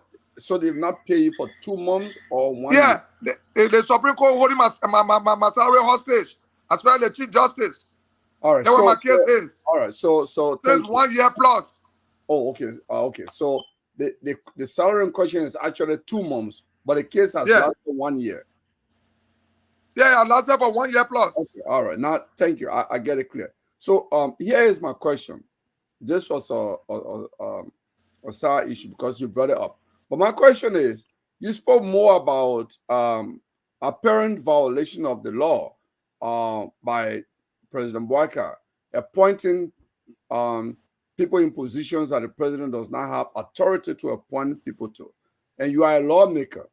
What is your own thinking about this? Is it possible that you can go to the Supreme Court to seek maybe clarification on whether the president has the authority to appoint people in positions that he does not have the authority, that the Constitution has not given him the authority to appoint people? Is that something that is possible for you to do? So President Bouakai appointed one Cooper, Tony Cooper, to the position of Assistant Commissioner for Business Unit, Liberia Revenue Authority. You got it? You got a position? Yeah. Assistant Commissioner for Business Unit, Liberia Revenue Authority. That position is now presidential appointee position. Only 3 persons can be appointed in LRA. The 2 deputies in the head. Joseph Bouakai, look, I'm not going to waste my time behind Kevin Joseph Bouakai to quote or do something. Joseph Bouakai just show the Liberian people that he knows nothing. All the time he work in government, he learn nothing. You will be appointed to assistant commissioner position. All the time you were with Ellen, you saw Ellen appointing assistant commissioner. Joseph Bouakai appointed somebody a business manager in his office. That position was in existence during Chancellor time. When Ellen came, Ellen said, but you get a finance ministry. The finance ministry do business. What do you need extra business manager for? Joseph Bouakai came and brought it back. Joseph Bouakai, see what? Somebody like Joseph Bouakai look like somebody like went government for 40 years. So what do you need business manager for? Business manager to the president. To do what? So to go be showing your trust so that you can be taking measurement on Facebook for? On your callback. I guess my question, the reason I'm asking is, you know, for dictatorship does not creep in our society just over, you know, one day. It starts incremental. It starts slowly. You see that President Weah appointed Josephine Davis as Inspector General of Commerce. He didn't have that authority to do that. But no one spoke about it. So it becomes like a model. The next President Weah did it, so I'm going to do it. Sooner or later, it's normalized that the president of the country can assume any power the Constitution does not give him or her. And that's my question I'm asking. So there is an apparent and probably a continual violation of the Constitution, because when successive presidents start assuming powers they do not have and the society remain quiet, then it becomes normalized, it becomes a precedent, and people make references to it. And that's my point. That's what I'm asking. It's not about maybe you now wanting to do it, but that's issued a flag even in the parliament that, hey, there is a culture of developing in this country where a certain president is acting outside the Constitution. And the only forum, the constitutional forum we have for them to maybe tell the president or bring shame to the president and say, you are acting outside the Constitution, it's a Supreme Court. Like currently in Senegal, President Macky Sall decided to suspend the elections. They went to the Constitutional Court. The opposition went there. The Constitutional Court said, hey, President Macky Sall, you don't have the authority to suspend the Constitution. So Senegal is not even in a bigger constitutional crisis. So that's why I'm asking you, Honorable. So let me say this to you. The Constitution gives President Bouakai the power to appoint and dismiss. He controls the executive. He controls the executive. But you know, more besides that, President Bouakai said he worked for 40 years in government. He don't know that that position is now an appointed position. It's a disgrace for him by himself, because everybody expected, we all expected President Bouakai to know government better than George Weah. We agree George Weah made mistake. Joseph Bouakai, you working for 12 years. You come in made a same mistake? What make you error? What make you error? We expect him to make the change, not to follow the same system. But that he has changed. Joseph Bouakai just appointed the same somebody to what the Minister of Commerce, Inspector General. You know Inspector General being appointed? Joseph Bouakai was soon appointed the sweeper in his house. The sweeper in his house, the name will be announced by Joseph Bouakai. because he is incompetent, he don't know governance, he don't know government, and he has become a mistake or embarrassment to the country so soon. Okay. All right, Oliver. I have haven't asked a question yet. Oh, okay, everybody go ahead. Yeah. Honorable Cole. Oh, that people are still living? Yeah, I still right, brother. You know when you can't get you something, you pay nothing for you. Ben, you are the formator, you are there. He ain't kept. He ain't kept. He ain't give it yet. Come on, man. You got me here what is doing today. I beg you. I take it back, man. I take it back.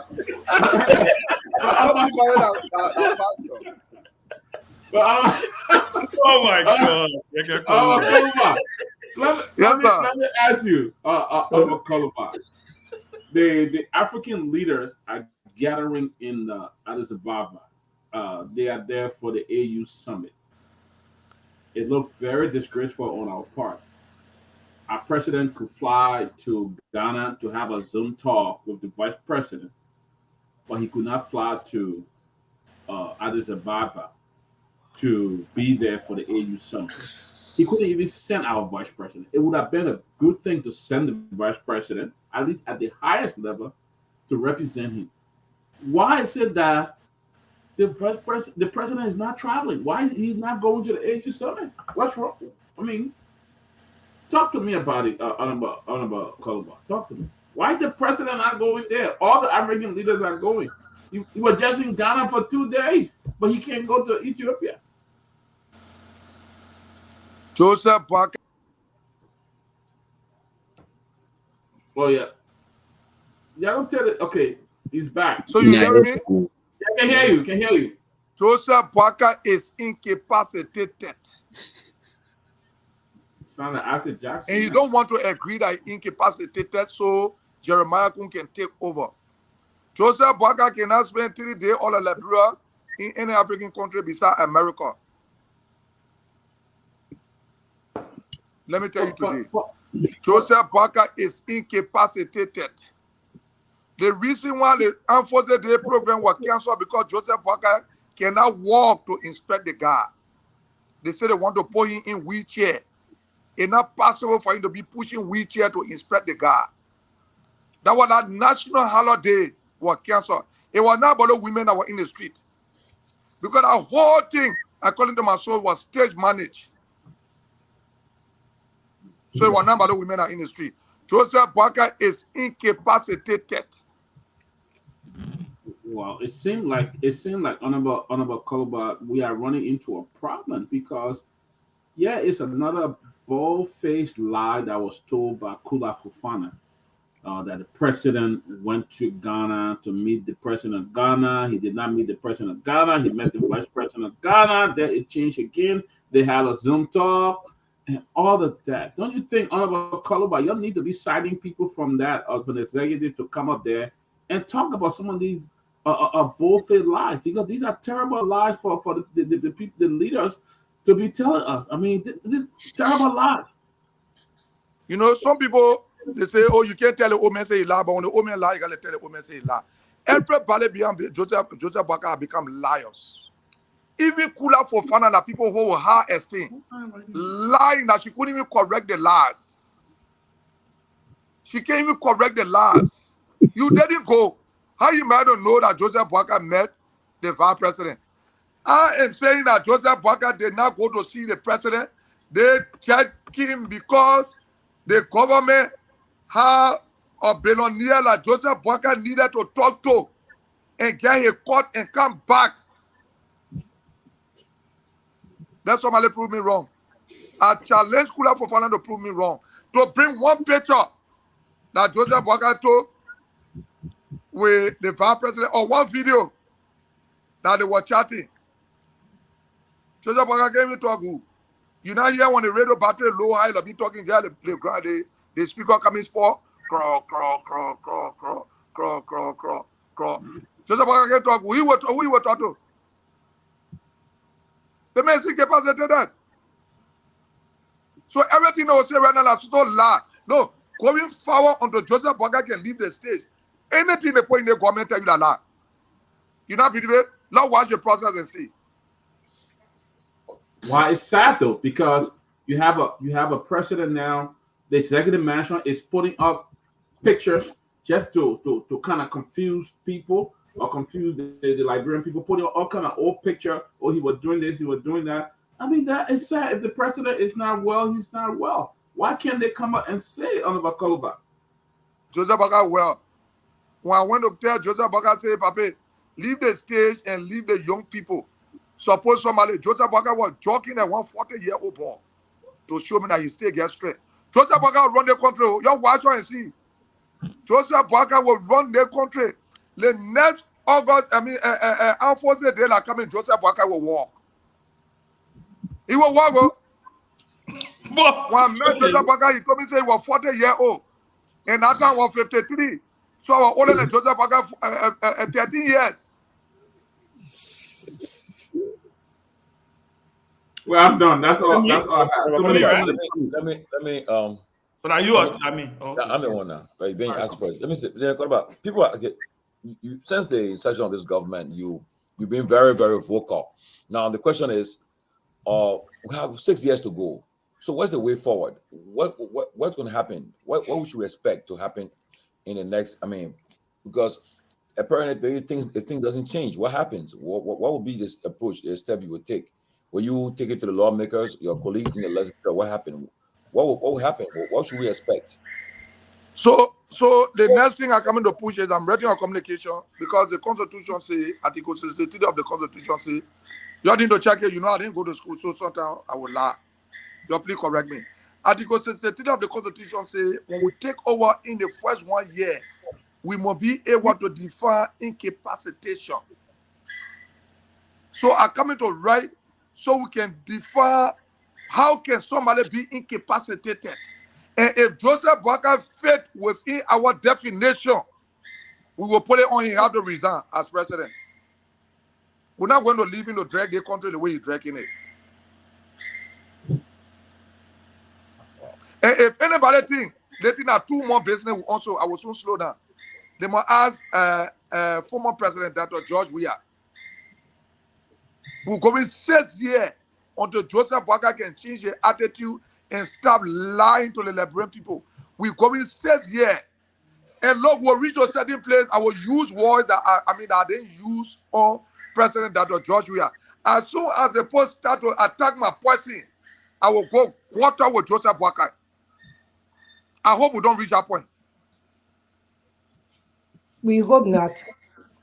Okay, guys, the lawmaker. I mean, we ask one question so we can let the lawmaker take leave of us. Because he been up all day. So yeah, I gotta go because you're not paying me. You're too cheap. All day you want me to count your jokes into money. Yeah, ask one more question. So you and Ben, all day Ben, I say I will send it to you. Ben, you want to be against you? Let me ask you a question. I beg you because you read it. Don't go there. Let me ask you a question because you start talking more. But let me ask you this. The time she was rude, all rules and all that. Why she didn't face the building? She said like all the money that was put in the budget to renovate the building. Who, Yumli? Look at the John Chima leaking. But why? So let me ask you, Representative, when you what do you think what is your prediction? Tell me if you were to predict the next 1 year, what do you think is going to happen? How do you think this country is going to fare? How do you see Joseph Boakai leadership within the next 1 year? Just based on everything that you have seen him do. Or maybe not even go 1 year, 100 days. Thank you. You see, the whole government, I look at everybody bringing their own person to a point to get money. I'm getting credible information that DeLong, Brother Webb, is being appointed to education. Which DeLong? The light? Yes. Jesus Christ. Yes.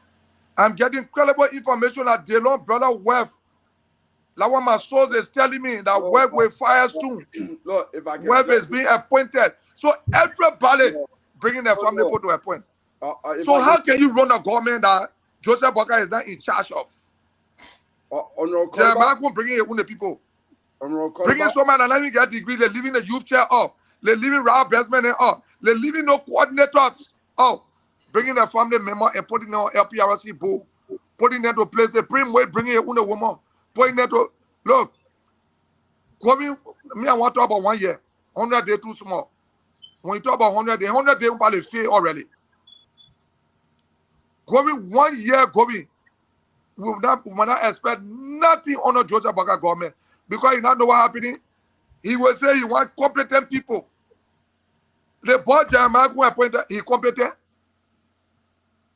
But Joseph Boakai still say he can't appoint Ralph Bestman because he's looking for competent people. He can't appoint Melvin C for the youth chair because he's looking for competent people. He can't appoint Wally Bonnie and like get a radio station, Patrick Warner. He said Patrick Warner a DJ. So he's looking for one radio station to open. That Patrick Warner be playing a kissing music for him. Coliba, I wanted to give you to provide this information. I watched a confirmation hearing of the education minister. Delon actually did ask question and he admitted that the education minister that he in law. He did admit that. Yeah. So it's not like a secret. That does not negate the fact that what Yekatuba is saying that is recommended. I'm saying the bringing that from the point, employing them. He's saying he's hearing from credible sources. This is something that played in the Senate chamber. It was open. Okay. So it was so Delon was the public didn't know that. And who did the recommendation? Yeah. Can you tell me who did the recommendation? Yeah, it was the law. I don't know. I'm not. No, I am saying it was the law. Yeah. Because everybody bringing that person to work. You only bring your own people. They don't bring your own people. Primway bringing your own people. State up bringing your own people. I don't know what Ben Savi, I thought you told me Joseph Boakai was friendly. Why your own people? So, Honorable Coliba, Tomlin, can I go next? Yeah, Grace, but okay, no, let Grace go. Let Grace go. Honorable Coliba. Yeah, Mama. Sorry if I say something that didn't go down well with you. Sorry, Mama. It's fine. I mean, it's okay. You need I understood a little bit what you were driving at. So you were not telling me, talking to me directly, what you were using me as an example. Thank you. I thank Mr. Kennedy for coming in for you to clarify that because some people won't understand what you were actually saying. So that was a good thing that he did. Thank you. I want to ask you. You were saying that you didn't have to appear to a court hearing for this man that is out there insulting women, but because they don't need your presence there. But I just wanted Valentine's Day, there was a protest in Kenya for femicide. I think 30 women already died in Kenya since 2024 for murder, from men. And also there was a protest against of violence against women. And they put the government to the fire that they have to set up emergency to help the women, in some sort of sustainability in Canada, from all this violence. So we as women are like, we do stand against violence against women like, any kind of violence, any abuse has to do with violence. So verbal abuse is also violence against women and also a human rights violation. So I want you to really condemn this insult by the man who call himself Prophet Key that consistently sit on platform and insult women on a regular basis. And that's why when you said that you were going to go quarter, I said you don't have to reach that stage. I said no. Because going quarter, we all know maybe there will be insults on women and stuff like that. So I just want you to condemn the act. Because although you say a lot of women support this man, we have to understand that like working from a war situation, and most of the women, most of the people were not rehabilitated in their minds. They had rehabilitation in Liberia, but they gave food. They never counseled the people from the kind of trauma that we went through. And some people came to the States and never even helped themselves to go through counseling for these kind of things. So I just wanted you to condemn the act that I don't think you agree with this. although maybe he's not your ally, maybe he was your friend, you were communicating, but do you agree that they insult them or level on women on a regular basis for 6 years? Can you condemn it today on this platform? So let me condemn it. And let me say to y'all the women, y'all stop being selective when it comes to women. Y'all gotta stop being selective when it comes to women. When you want to advocate for women, advocate for all. Not only people that y'all feel got in position, people that y'all feel that are relevant in society, people that y'all feel that people know in society. When my wife was deprived, was harassed at the airport, no women group, distant herself from it. No women group condemn it. Y'all stop being selective. Y'all stop being biased. And until y'all can stop that, y'all will always be selective. Y'all will always be divided. Because in Liberia right now, there are certain group of women, something can happen, you see women coming up. But when it happens to the commanders, you don't see people out. When it happened to my wife last time, when they seized our babies, they are all the women group here. None of them condemn it. Because all of them were scared of George Weah. Most of them were taking pay from George Weah. Most of them had their husband in George Weah government. Most of them had their boyfriend in George Weah government. So they couldn't condemn it. Sorry, that is how I talk. Until you can stop being selective. Justice for all. That one, when you go to the temple of justice, you see the person there up there is blindfolded. Sorry, maybe my English not correct. That means justice don't see nobody. Justice see the truth.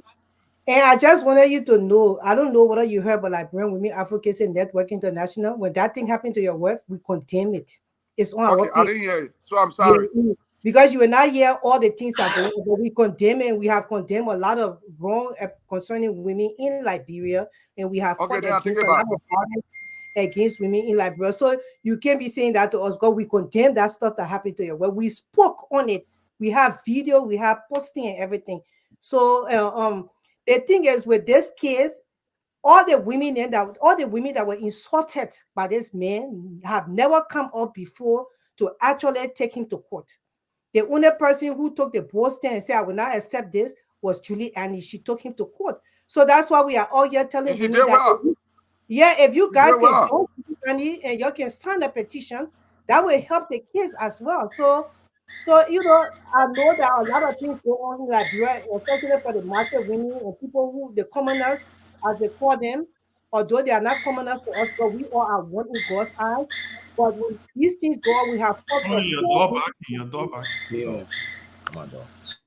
We have condemned a lot of kills against women in Liberia. So I just wanted you to know that most of the time, if all the cases cannot just be brought up like that, but if one case shine, it can make sure that a lot of other cases come up. So if women that are being hurt, this man has insulted women on platforms that sat down on platform with him.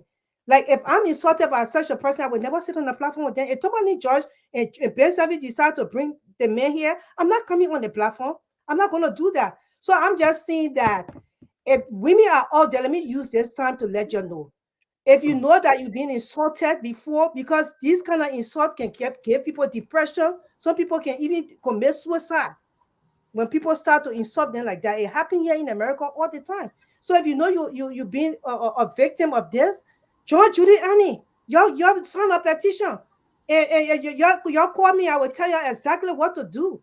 We can hit different countries with this thing. It's not only Liberia. Don't depend on the justice system there. We can do it for other countries like Morocco. We can come together and do something. I just wanted to put that out there, but thank you so much.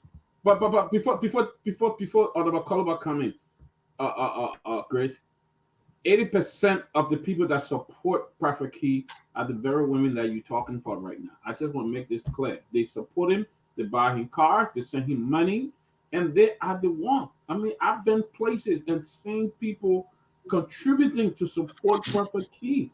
85% are women.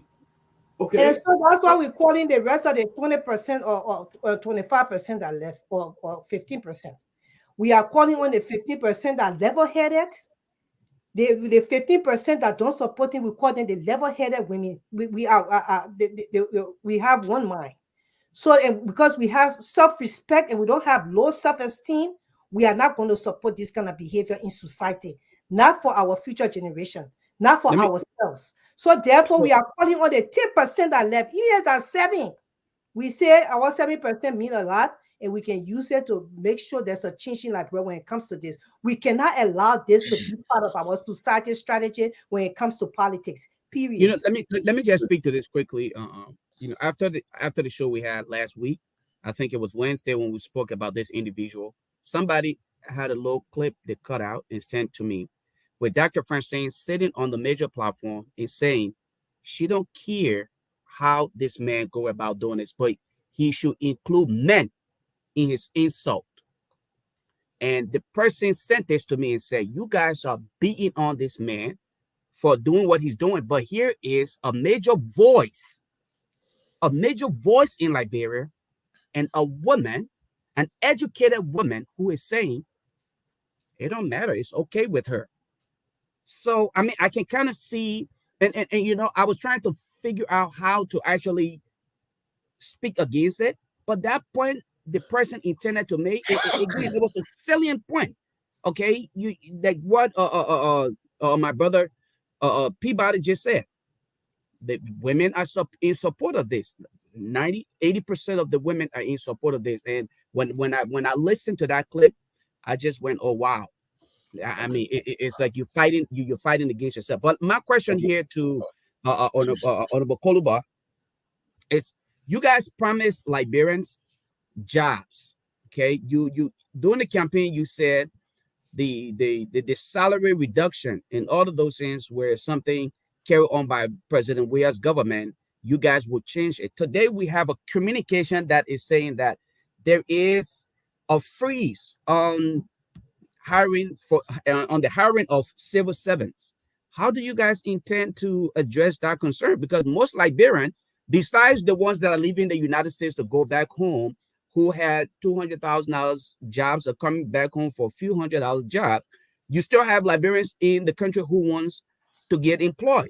And it don't appear to us that we have private sector booming where they can actually find jobs. So how are you guys going to reconcile that information, and how are you going to create jobs when there's a hold put on the entire hiring of civil servants?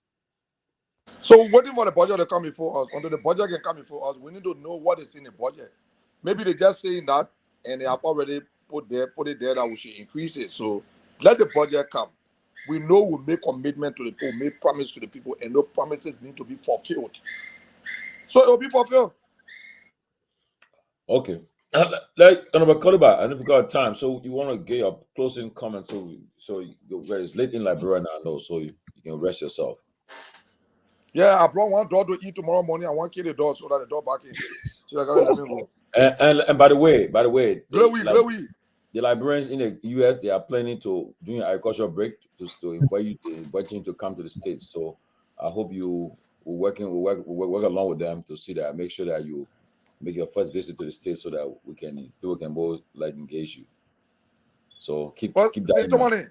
Yeah. You know my interest in the US. It will be like the American president moving, right? You know that, right? No, on a serious note. You know that, right? I know. So let me say a big thank you to you for the show. The dog gave me to my heart and I gotta go kill it. I beg you, I gotta point it and all to put it in the freezer. One else be on the show. Yeah, again. Oh, when you coming back, man? You gotta come back. Yeah. I will come back. I will come back on the show. All right. Yeah, I'm available anytime. I might owe you now for the check. We'll talk behind the scene now. You ain't kept me today. All right, guys. All right, I'm thank you for coming, but guys, look, this is what we are as a country, and things happening and you have a new government in town, in place, and today we have the issue about the president asked for, which is for the $1.3 million because to avoid a government shutdown. I think they should itemize it. Maybe Larry, you can help out with that later on. But this budget that they're asking for the money, they're just not too clear with it. People need to find out what's really about. I mean, for the government to continue, I support the government to continue running, yes, but the voice shut now, but at least be more specific. And also, we saw a communication too from the civil service. It's a freeze on hiring, it's a freeze on promotion, everything is frozen, and everything's going right now. And then the president Ghana's trip is still confusing.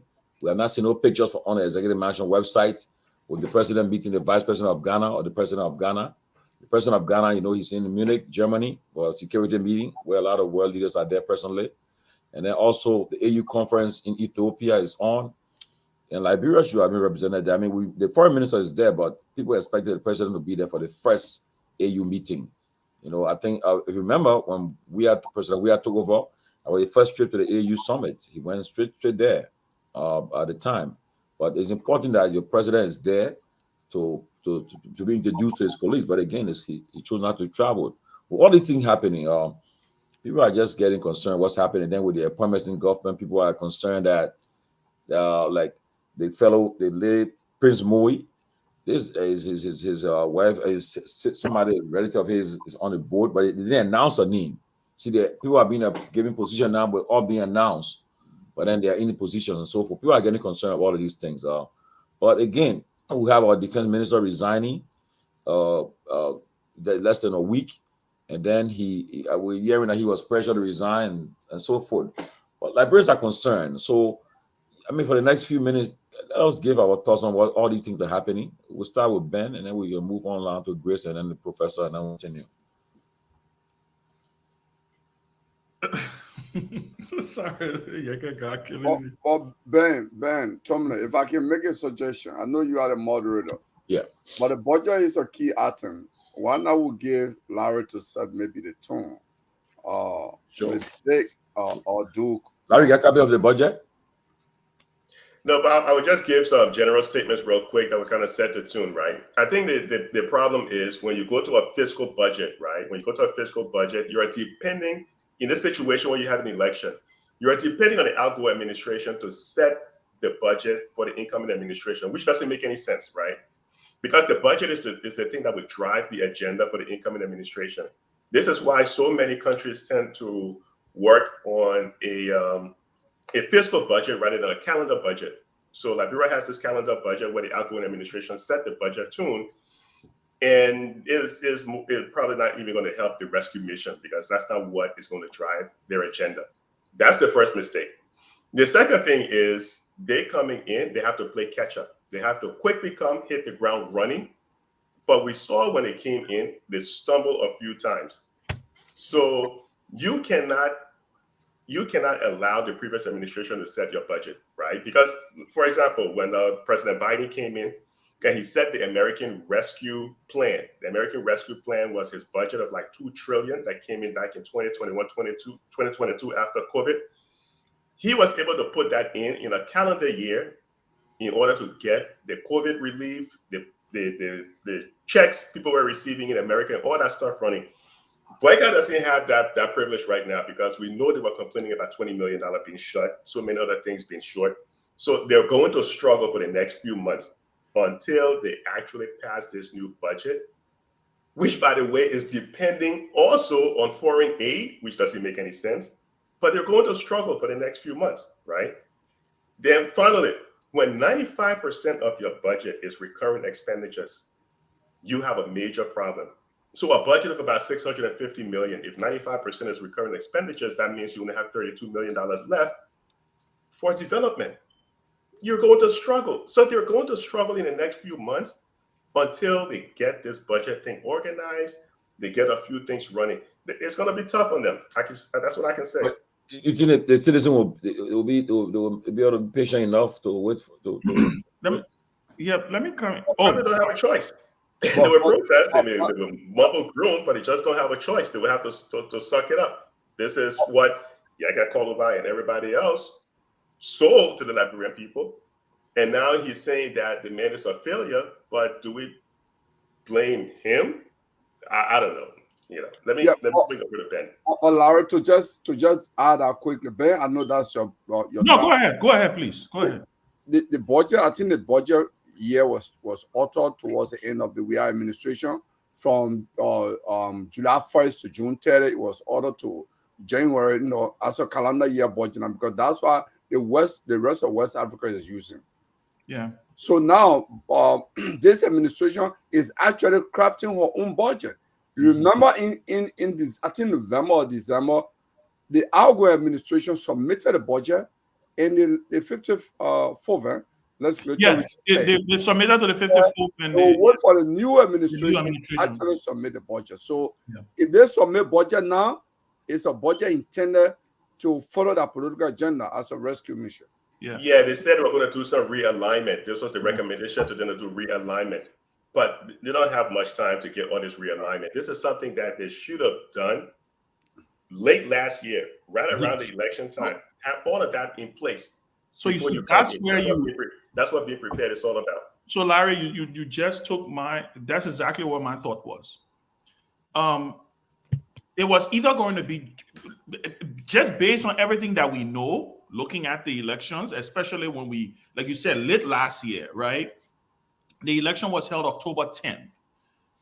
By the first day, once the results started coming, we knew that it was either going to be George Weah or Joseph Boakai who was going to be president of Liberia. And for God in heaven's sake, this is not only with the budget, right?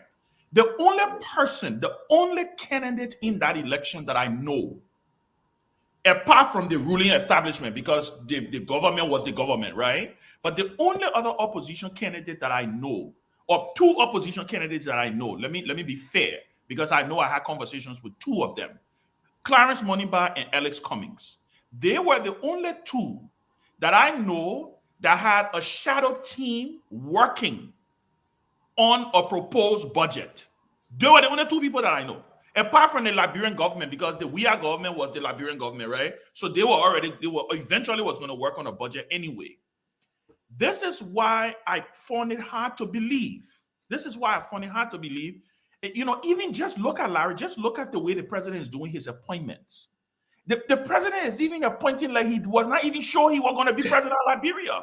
He's making it up as he goes along. It's like you just stumbling along the way. You're stumbling along. Oh, okay, let me put a guy here. No, the man is supposed to be here. No, bring him back. No, let's do this one. No, they want to. No. So when you look at the national budget, and like you rightly said, right, Larry, this is the problem when you campaign the way the Unity Party campaign.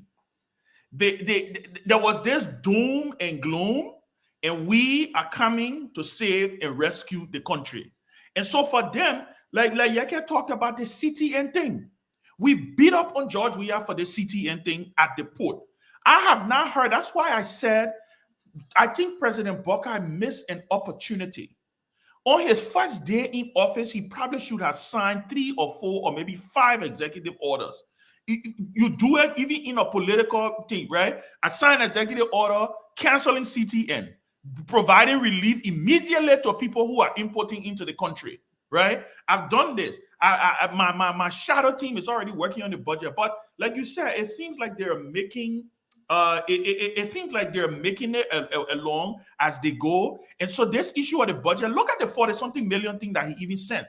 My information is, and I think Kev can verify this, is that the Minister of State was the one who wrote the legislature first, and the legislature had to send it back to the executive mansion to say, the Minister of State don't write us. The president writes us and tell us what he wants, right? If you look at the breakdown of that budget, it looks like a bunch of people who just, you just look at the paper, you say, okay, Duke is the finance person, you're the finance people here. Y'all look at that paper. I don't see items. I don't see anything that is structured.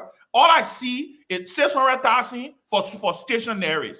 Where the stationaries going? This is what we all been complaining about. And to see the rescue mission, the most experienced candidate in the race, as it was sold, can't even put this thing together. I'm sorry, guys. I'm sorry. This is disappointing. Yeah, as I started off the show, I said something similar. Thanks. I think Kev sent me the copy. This $41 million is for February, they're saying.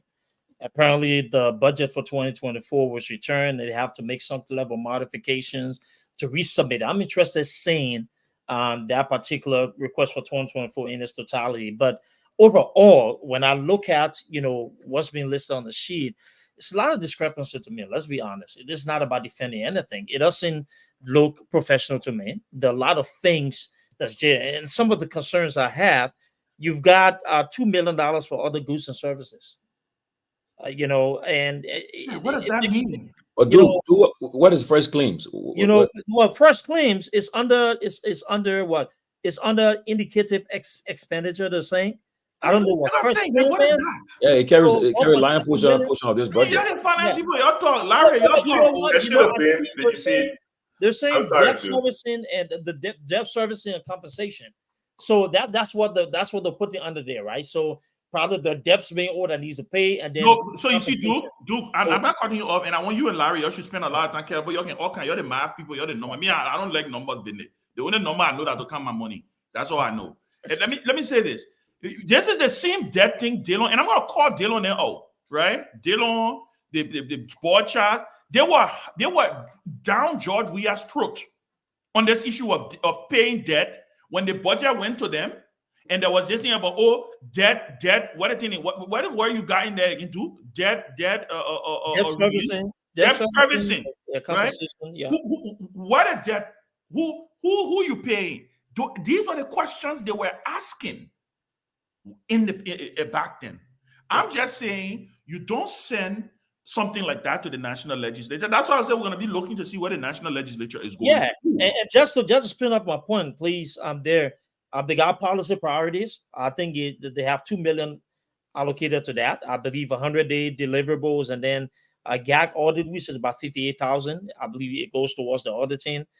Which seems fairly, I don't know, 58,000, but hey, that's some of that. So, I mean, overall, this is what they say, $41 million that they need to be able to keep the government functional for this month while they're addressing, satisfying some of the requests in the larger budget. But overall, I think, how do I say this, because I want to stay within my confines of that 100 days. And we've got to talk the truth. If you have this experience, if you have the expertise, if you have all of the stuff, there's this expectation that you should already know what you're doing, right? Something like this shouldn't be a surprise. You can't just take, a whiteout and just put it on a sheet and then write some things in there. It's just, it doesn't show anything that represents accountability, and hopefully there will be additional clarity. But with this being submitted for approval, I will hope there are more questions that are asked to be able to raise the doubt about. But if I'm looking at this, I think, Prof, if you look at something like this, it's kind of catchy to him because there's too many things included. That's a little vague. There's no details. There's nothing telling us exactly why do I need $2 million in other expenses. Well, I just got a text from one of the senators who just said it will not fly. He said, take it to the bank, Ben. It will not fly. We've already had conversations about this. This will not fly. So, Ben, let me add something real quick. You see, and to Duke's point, in order to remove ambiguities, right? Because you don't want people having their own type of interpretation in terms of the line items in the budget. Sometimes it's best to have a glossary, to have a dictionary of terms added to the budget. It removes ambiguities. It removes the need for people to say, hey, this is open to interpretation. People will understand exactly what it is that this line item represents. You don't put stuff in there. You see, sometimes when people try to hide money or to try to misappropriate money, they will put a vague term in a budget. They'll put a vague term in there, and they will use it to kind of funnel money through. But to the other thing you meant in terms of debt servicing, it was interesting to learn that the central bank was actually loaning money to the Ministry of Finance to pay salaries unbeknownst to the lawmakers.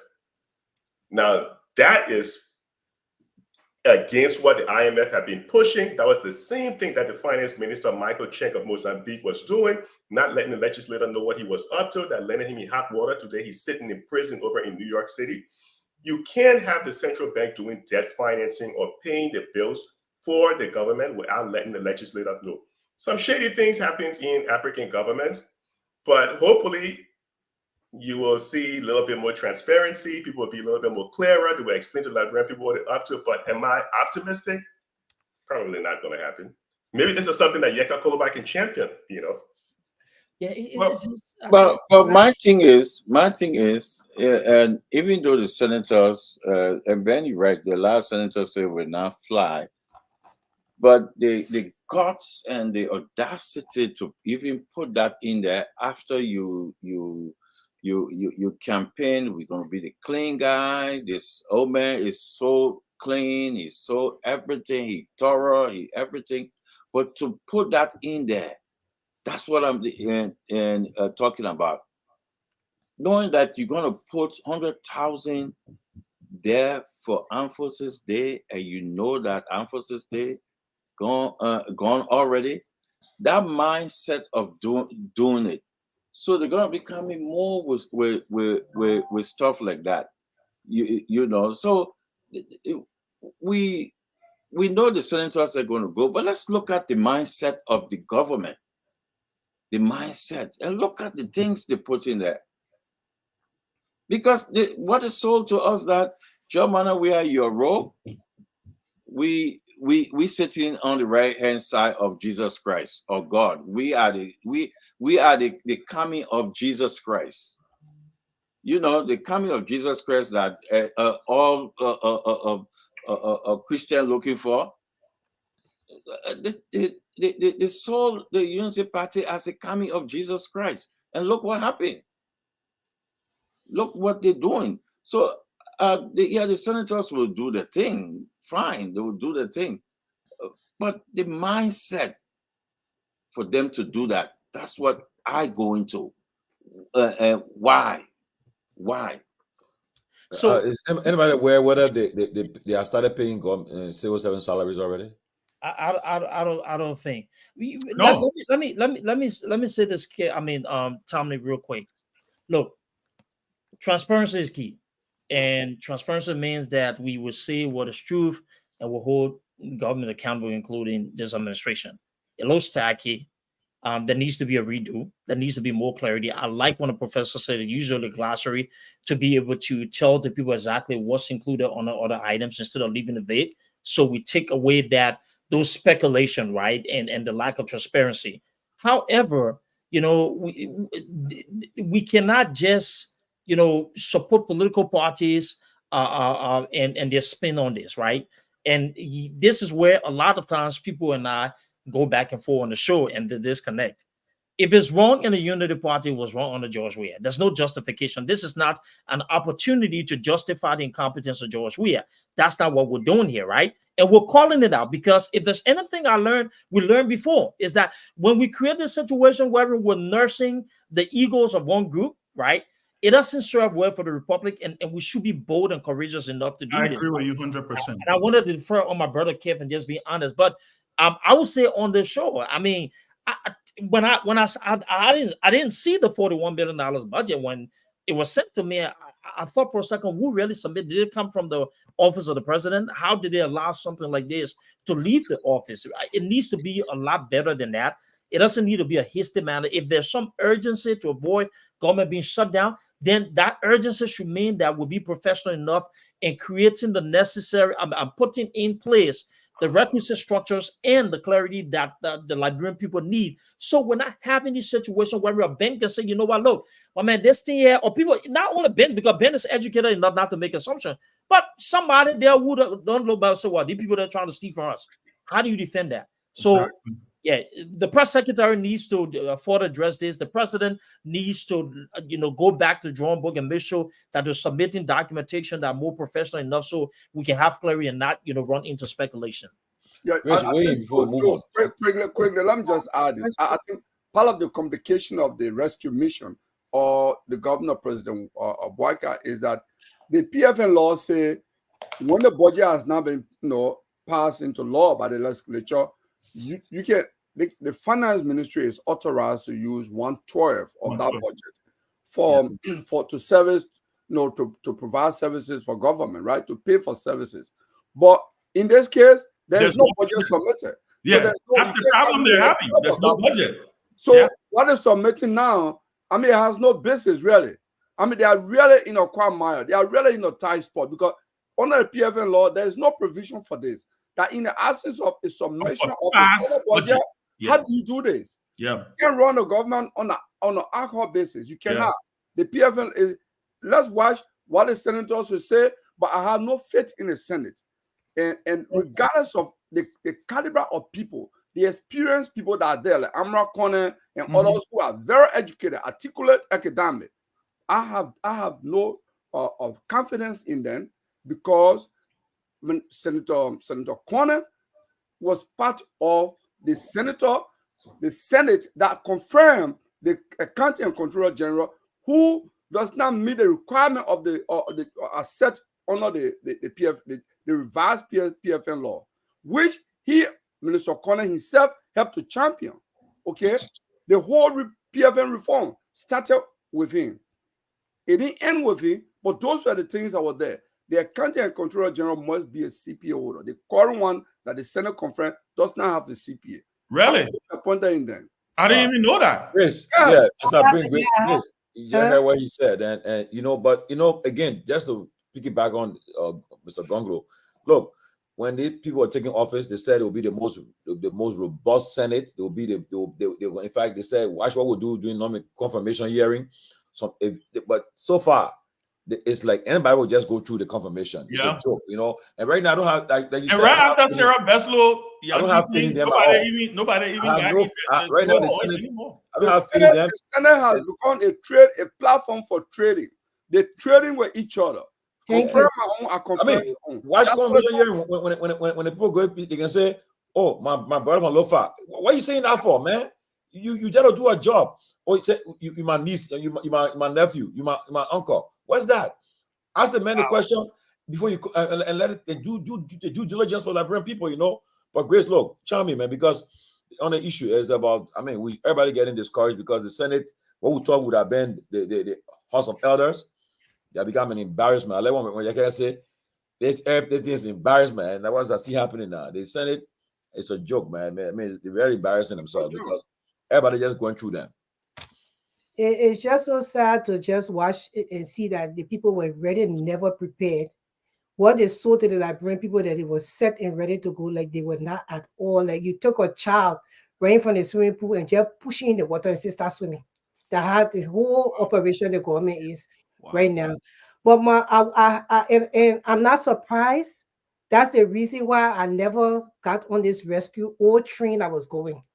I never got on the train because I knew from watching Liberian politics from the back that I did not trust a particular rescue team. And that's why I never got on that train. And my question, I think I wanted to ask Professor Kennedy, but since Duke here, maybe he could answer me. I'm confused. I'm not a budget person. The only budget I can handle, as Ben said, to count my own money, my husband paycheck. He paid every money he got, he donated everything about his money. I don't want to count it. That's all I know about. But I wanted to ask you, when they came to the transition team, when the two or the incoming government and the outgoing government, that transition team, wasn't there a part of to prepare for the amount of money that was left in the budget? I got confused when we was saying one amount that was left in the coffers, and then Bwaka started to say another amount. Until now, I don't know whether that was ever settled.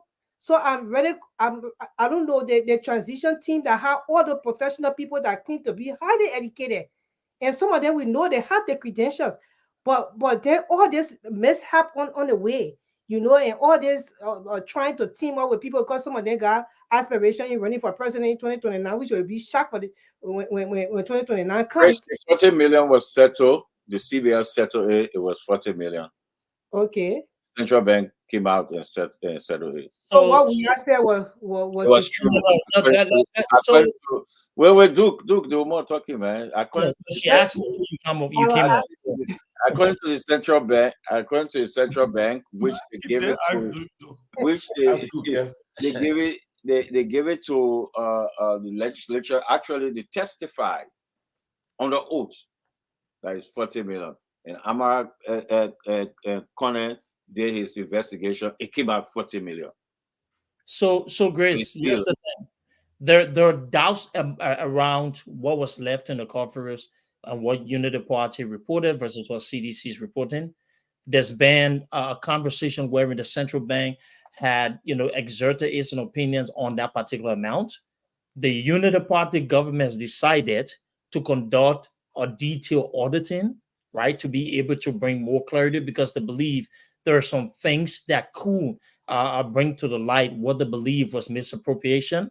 At this time, what I said on the show, I'm waiting to see how far the audits will go.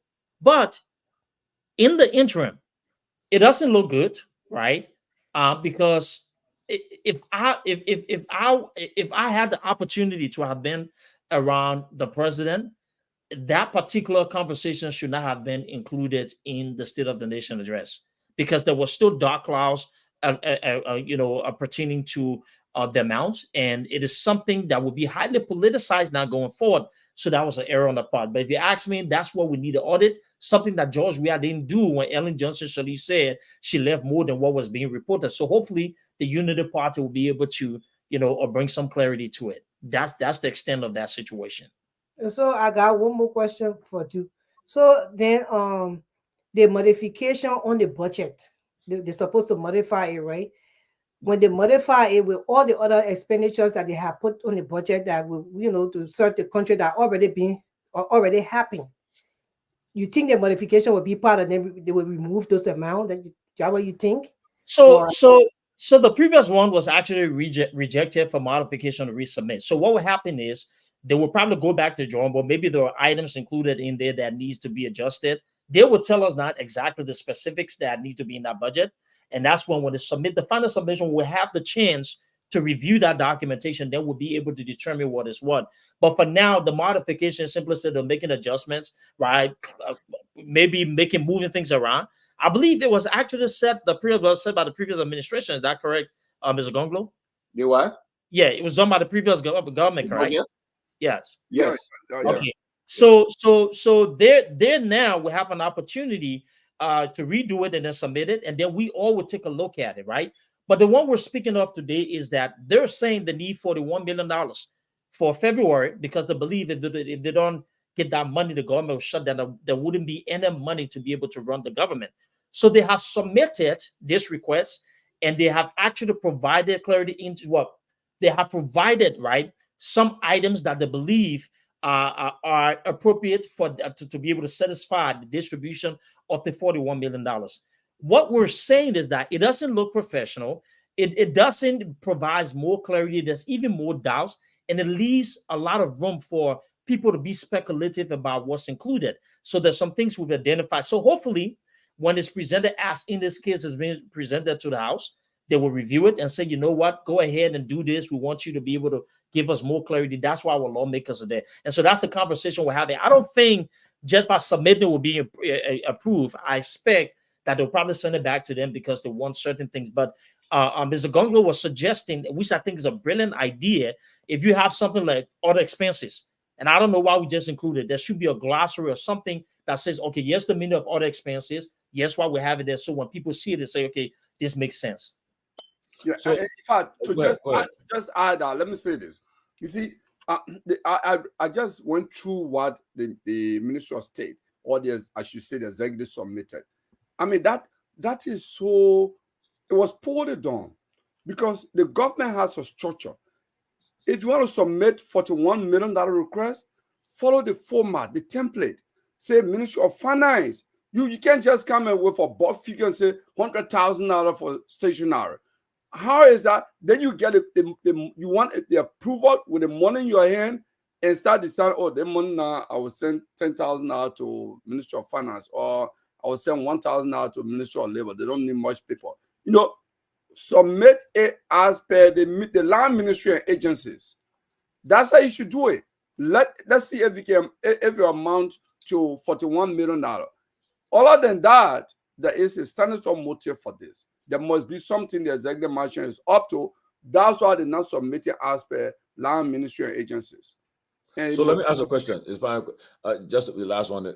So those who involved with this into finances and so, what would be a word to describe this document? Just give me I want a word. How you describe it? Somebody just told me, somebody who's a CPA told me, said they belong in the toilet. I don't know what I mean by that, but unprofessional. So not to use vulgarity and to just on account of being respectful, right? I think the issue, what somebody who really understands budget, people who really understand professors will say that, okay, it's reckless. And that's true. Because if you look at it, it looks like something a 2-year-old would take, or a student, or a high school student doing class project, but or something you see in on community projects, right? And the community chair go and submit some things down there, just put it in. For government, it shouldn't be like, Mr. Gonglo said, there should be a template. Usually there are templates for people to follow to do these things. I think let me just bring it back. In corporate institutions, I'll just say that, right? The guides, and the reason why you have template, because it helps per compliance. It helps you stay in line with compliance. That's the real logic between following the template. But the way the sheet looked, it just looked at something that was just rub off and just submitted. And I don't think but Gonglo, Caleb, let me ask you. Usually for a description, right? I want you to include in your comment. But usually, such a communication with the kind of attached budget is not supplemental budget, but it's something like he's just asking for the voice shutdown. It will come from the Ministry of Finance or for the President's office or through the Finance Ministry. Who are you involved in this document preparation? Who are involved? Definitely, it has to be the Ministry of Finance. That is the responsibility of the Ministry of Finance, the budget department within finance. And that woman has been there, what, 13? Johnson, Bronson. But Minister for budget. Johnson Bronson. She's quite experienced, okay? But look, if you look at this, Tomlin, I'll create a scenario like this. If you came to me and say, Gonglo, I need help with my children's school fee. They're going to go out of school if I don't pay that school fee. So I need $5,000. What do you think was my first question to you? I'll ask you how many children you got. Yeah. This budget does not say how many land ministry or agencies. It doesn't say so. It was so, I don't know what is that thinking. I think they are staying in the rescue mode, that everybody say we agree. Anything you say we agree. They can't comment on. I think this. I said. So if you even Mr. Gonglo, if you even read the note, right? Yeah. I just saw the note. There's a note on the bottom, right, of the chart. I just saw the note. Security operation constitute spending to MOD, MOJ, NSA, EBS, LMP, LIS, LDA, and other. No, Ben wait. But you see, I come in now. There is a motive for this. Fast government, right? All the money when they want to do the shopping, go through security agencies. So now then they say other goods and services include other institutional goods and services across the government. You cannot do that in a vacuum. There is a template with the national budget. Go through there. Even if the $1 you're going to put for each ministry, put the $1 in total. Period. That's so what you're saying is that this government has been caught because the budget is big. There is no budget. Yes, so they're leaving room in there for stealing. Did I just say the thing? I said, so there's no, we can't. We don't want to be speculative. I don't think that. So we wouldn't say that. We're just saying that we've identified potential discrepancies, right? So that's good. I'm gonna bring Emric. I'm gonna bring Emric on. Emric, that's great. I'm gonna bring Emric. Emric can probably elaborate. So let me ask you this question. The Armed Forces Day. How you call that? I'm sorry. The Armed Forces Day. Well, I don't work for the Unity Party. No, if it's not, they release me. So Cap. That's what we're saying. When did they really put this thing together? They sent it the 14th. So he probably used a date of the 14th, but did they actually put this together on the 14th? So I'm not trying to give them any leeway. I think this is what happened, right? Because this document, from what I understand, was sent to the House of Representatives first, before the 14th, right?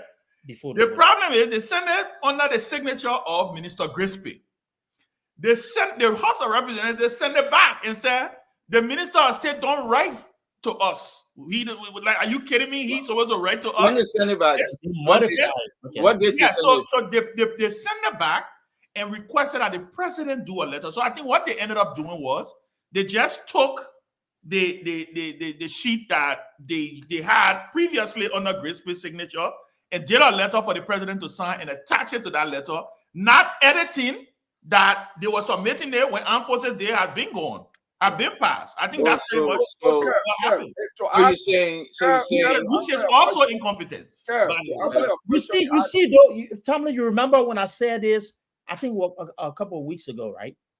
You see why it's very important for us to pivot from this of writing and all of this and move into the digital age for financial records, right? Because a simple digital system, accounting system, right, will be able to automate some of these things, right? And I hope Emerick can get on this call. This is why we're struggling. Some of the simplest things that should be a no-brainer, that could improve process efficiency, even though a rejection, that you can go back and actually make the necessary adjustment without worrying about anything. We're here today, and even following the appropriate templates as well. So these are the things that hopefully we see something different. I mean, but it's not there. But I would suggest, man, that there will have to be a different show, please. Once you go into this budget and stuff and everything, I think we should do that. Yeah. So just answer Kev's question. I think the inclusion of Armed Forces, they suggest that they probably spend money on behalf of the government of Liberia without the authorization of the House or without the authorization of the legislature. So that's why they try to keep it there. So if they get it, they go back. Another point. Yeah, that could be another point. Yes. So when they get it, they go back to what? They go back to pay whoever they took money from. They probably because even though the program was canceled, even though the program was canceled, they were playing. They have played the program. It's a violation of the law. Because you cannot spend money on behalf of the government without the legislature. So they want to intellectualize that. I would like to say something, people. You know, for me, because we are assuming here that if they keep the Armed Forces Day expenditure request there, it means maybe that expenditure was already done, and then they submitted it after they did it. Yeah, so that would be wrong. That would be I'm sorry. But I'm sorry, guys. But you guys sound like a professional thief. That's exactly what you sound like. Well, Kev, the election is over. No. Not comparing we are and within 24 hours. Joe Parker have won the election. Let's be realistic here. The election is over. Move on. It's over. It's not CDC and UP no more. Listen, over. How you say they keep it? How you say they keep it to go pay people? Listen, he's not definitively. I sent Emerick the link. Emerick don't want to come. I mean, he wants to call the number. That's not justified. Now it's left with the government. Emerick, you guys can, if you have your number, provide your number to Emerick. The reason why I give Emerick the link for a reason, if you can't come in, I'm not in studio to give numbers. Because since when Armed Forces Day in Liberia, that's what a time, man. What a time, guys. Cap, if the justice, let me say this, right? They're dancing. Incompetence under UP does not exclude or exempt we have incompetence. Corruption under CDC does not exempt. I want to remind you that Unity Party. The Unity Party shows, right? If there are evidences, if we see there's evidences of corruption. Cap. Look, slow down. Because Cap, you're starting to make this seem like there's a justification toward. And so I cannot be on a platform and allow justification. The same way I would not push anything that's wrong, even if I said I support the Unity Party or President Boykott's right, a presidency. We can't do that, right? Every time we come here, you say, okay, that's what we did, or to the CDC. Cap, let's be honest here. Let's be very honest here. The CDC led a terrible regime. Whether you like it or not, it was incompetent, it was corrupt. It's the fact. If the Unity Party does that, we will resist it. As we've seen tonight, we're not afraid. We're not afraid to call up those lapses. We'll hold them accountable. So there's no justification. Nobody's saying that, okay, we're justifying for them. We are all making assumption. But listen, though, what we're saying, we're flagging something that a lot of people did not do in the past, that these things are wrong. You need to clarify. We need to make sure that people are not doing things to be corrupt. Okay, let me just comment a little bit on what Du said. Okay, go ahead. Let me comment a little bit on what Du said. When we come on the show, Kev, I just want to be clear. And I think I agree with Du to a large extent. During the campaign, I had support for President Weah in the second round. And the reason I supported President Weah was very clear. I said between the Unity Party and the CDC, I see them on one side of the same coin. They were bad choices. You just need to choose one and stand with that side. I didn't see them. And I still hold as you today. But when we talk, when we're talking about corruption today, when we're talking about corruption being an issue in Liberia today, only two political parties are responsible for that. That is the Unity Party and the CDC. They are the party of corruption in Liberian political history. And let's be clear about that. Those two parties are the party of corruption. They champion corruption in a way, in the history of Mr. Gongo, you gotta stop highlighting this guy's coming, man. Mr. Gongo, let me say this. Let me say this, right? We let Jamal go find someone to say. We the bad guy. We everything, right? The CDC bad. You know the party of CDC. No, Mr. Gongo, please, I beg you, my brother. We the bad guy. We everything. They won the election. Yeah, we everything. But what are they doing? Are they doing better? They're doing the same thing people are doing. No. Not you now, Mr. Gongo. I'm just saying. So with Duke say, look, CDC this, CDC that. Yeah, we're not there again. They move us. But then so Kev. So let me quickly at this point. Can I finish, man? But your claim to come to be the change. So by bringing all this thing, putting lipstick on a pig, it's still a pig. You can come and say this. You come and say this. Let me comment. It's still a pig. Why? That project is show they are more professional thieves. You're talking about guys them, but like Grace said, it's not strange because Grace Pay. It's not strange, man, to that position. All the guys them, they were in power when GMB called them. They were not doing anything. We say they squander opportunity. But you know who GMB was speaking to? Like Grisby and them. So you don't have no ground to come. Yeah, go ahead. I want to have a conversation. Can I say something quick? This doesn't justify why CDC sat there and allowed somebody to whip them by 20,000 votes. It doesn't justify it. But we know you said that CDC lost by 20,000 votes. The government has just been in power for a month. And we are already flagging what they're doing. But this is no way you can compare or CDC did this. Yeah, we're not there again. Nobody making up. Nobody making up. There are a lot more that CDC did, and we are not even gotten into it yet. We cannot sit here and say, we are flagging the government already. That was wrong. We are already flagging them. So we're not going to sit here, everything that, the CDC did. If you're waiting now to criticize the government, you got a long time to start criticizing the UB government. You even want money into the government. You got a long time. Let's talk on an independent level here. Let's talk about what the UB is doing. Let's talk about comparing it. Let me remind you small thing. I am not an independent. I belong to the CDC. So I can't speak like you. I'm not you.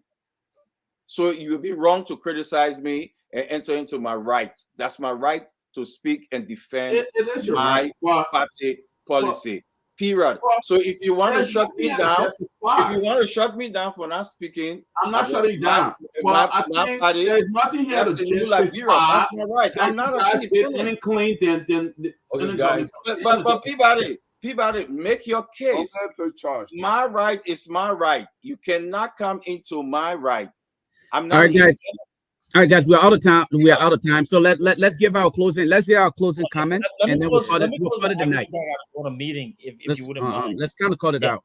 Guys, I grateful. I love the conversation, and I think I could just say the closing argument presents, a platform that allows all of us to be independent in our thoughts and to be able to stand for the Liberian people. I'm glad that the closing argument came back because we need people who will be able to challenge the status quo. And so we embrace that. Today was a great conversation. I think there needs to be more discussion about this budget. The $41 million. Hopefully, upon hearing us, because the people from the government will listen to the show, it's on radio. Maybe they will come back in the morning, we'll hear some kind of clarity, or there will be, modification of what was submitted to be able to put everything to ease. But in the end, though, I like to say this, Honorable Kolobai came here. He made some statements. Hopefully, we'll continue to bring you on here. I think his stance on the war crimes code is something I'll continue to ask him because I think it's something that the Liberian people deserve. Hopefully, they'll bring some clarity. And then finally, let me say this. My constant reference of CDC is not about trying to, come off as hateful towards CDC. It's an opportunity to take advantage of the existing teaching moments that we have between both political parties. And my brother Kev says something here, and let me just be honest here with you, Kev. I'm not here to defend political institutions. I'm here to defend my value, and I'm here to actually expose a lot of the things that we said before. On the show in the past, when I made comment about the existing unity party, some of the people now were jumping around now that said some of the most despicable things about me. The same thing I said about the CDC. Go back to the tips. I said it. I said, this is the system. Our people voted for the system. The Liberian people voted for system characters. What was my stance against the system? And I said, we want to see genuine change in Liberia. We have to look beyond the status quo because the status quo does not understand the solution needed to repair Liberia. Thank you, Duke. That's what we are. Thank you. Thank you. Let's go to Sis Grace. Well, there's a lot of mishap already with this government, and that's the reason why I'm not trusting to move forward. And I would say that I think Duke was right when he said you guys need a special show for the budget because I'm very much interested in the budget. And I hope that you guys, when you have the show for the budget, will be here to call a spade a spade. The budget is vague. It's not itemized at all. And when you see those kind of lists, when it comes to budget, you see that kind of budget. Let me just put it in a civilized way. Or, you have a list. Let me say that. And you see that it's not really itemized on, basis to basis, how they're going to use the money. There's room for stealing. And that's just the truth. And when that time comes, we need to say it out here. That's what the closing argument is all about. But I'm not trusting how this government is moving. The beginning is not fruitful for the Liberian people. We're looking at the distance. We are not seeing any way clear. And I hope they get on the right path because we really want Liberia to be a better place for other us to have access to our country because we were taken away from there by, we were taken away when we did not want to be taken away at a particular time. And we all know better now, and we should do the right thing. So I'm pushing for the Senate to be very keen on that budget, for closing argument to be able to discuss that budget here on this platform for us to see and make sure that we tell the Liberian people exactly what is in the budget and what is there to benefit them. Thank you. All right, let me do my closing. Let me say, man, I'm concerned about the early lies that are circulating from the executive. I'm really concerned about that. These kind of lies can destroy your government, and it's just terrible. You can't be raising children and start with lies to your children. Definitely, you cannot live up to it. And the early lies that we are seeing from this government is very, very worrisome. We need to call the press secretary to attack. She needs to come up and justify the things she published, and then went on the eMansion website and started changing it with different stories so people can be distracted and thinking that it's true. I mean, these kind of lies are for kids. I mean, terribly. It's sad. She needs to tell the Liberian people, where did the president go? How did he get there? Who he met with in Ghana. You can't go on a trip, come back, and just be silent about it and try to fake the stories with different pictures and things. I think this is terrible. And I think the president, could I need to be fired or suspended because she lied on the president. She didn't. She lied on the president. She lied on the story. There's a need for Kula to be fired. In the meantime, the president should have sent a Jeremiah Kuhn to represent him. I watched Honorable Kuhn in Morocco, and he looked so presidential. See the guy addressing the Moroccan Parliament award and see him inspecting God.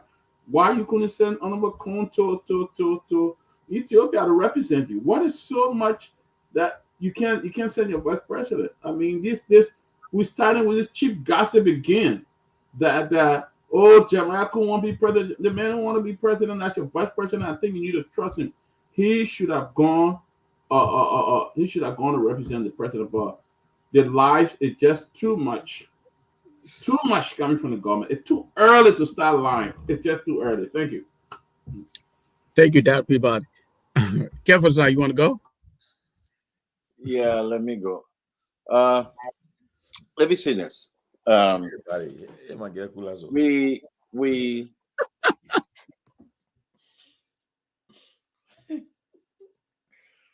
okay. I want folks to understand something. When our government started on another platform where we were, anytime I talk about the Unity Party, folks would jump on me and say, I remember Ben, one of the person used to tell me, it's your government now. I agree, Kev. I was about to defend you. So let me talk, then you close. Go ahead. Then you close. Thank you, Kev. I was about to defend you. Because beyond the line, you can defend what? No, and where's Duke? I want Duke to be here for this. I hope he was here. This notion that people from the CDC can talk because they were in power 6 years ago or the last 6 years, and they ran a corrupt system and so and so and so. It doesn't fly. The reason it doesn't fly is because the Kev said the Unity Party, in my estimation, first of all of the structural things that happen, right? Mr. Gonglo has said it. The Unity Party institutionalized corruption at the national legislature. Before the Unity Party government, people now used to won't go to be members of the representative. It wasn't the people who became members of the national legislature did it pretty much just because they wanted to serve the country. Pretty much. Just think about it that way. Most instances that people forced them to go there. Forced into. And then the legislature prior to that were transitional legislators, right? The Taylor legislature was the PR, proportional representation system. So all of those things. But when the Unity Party came to power, they started paying people $15,000 a month. They started this brown envelope thing. They started, and guess what? When the CDC took over from the Unity Party, and the CDC attempted to start to blame everything on, you know what? We inherited this, we inherited that. He's right. I used to say to him, I said, Kev, you ran and you knew what the problems were. You saw it. You say, I'm going to run and I'm going to fix the problem. That's the same thing Joseph Boyka did. Joseph Boyka saw the problems in Liberia. By the way, he was a part of the administration that created a lot of these problems. Not just anybody in the administration. He was the number 2 in command. And all we got from him was that he was vice president and he didn't have any power. Now, Joseph Boyka has the opportunity to showcase this leadership that has been suppressed over the last 40 years. Because pretty much that's what he has said. He has the opportunity now to showcase it. So there can be no reason why we can go back and say, the CDC and the CDC people shouldn't talk and say, no. In fact, in my estimation now, I think the CDC people should be the best people to be talking right now. Because when you're not there, you get a chance to see it better when you're outside than when you're inside. So I agree. I support Kev.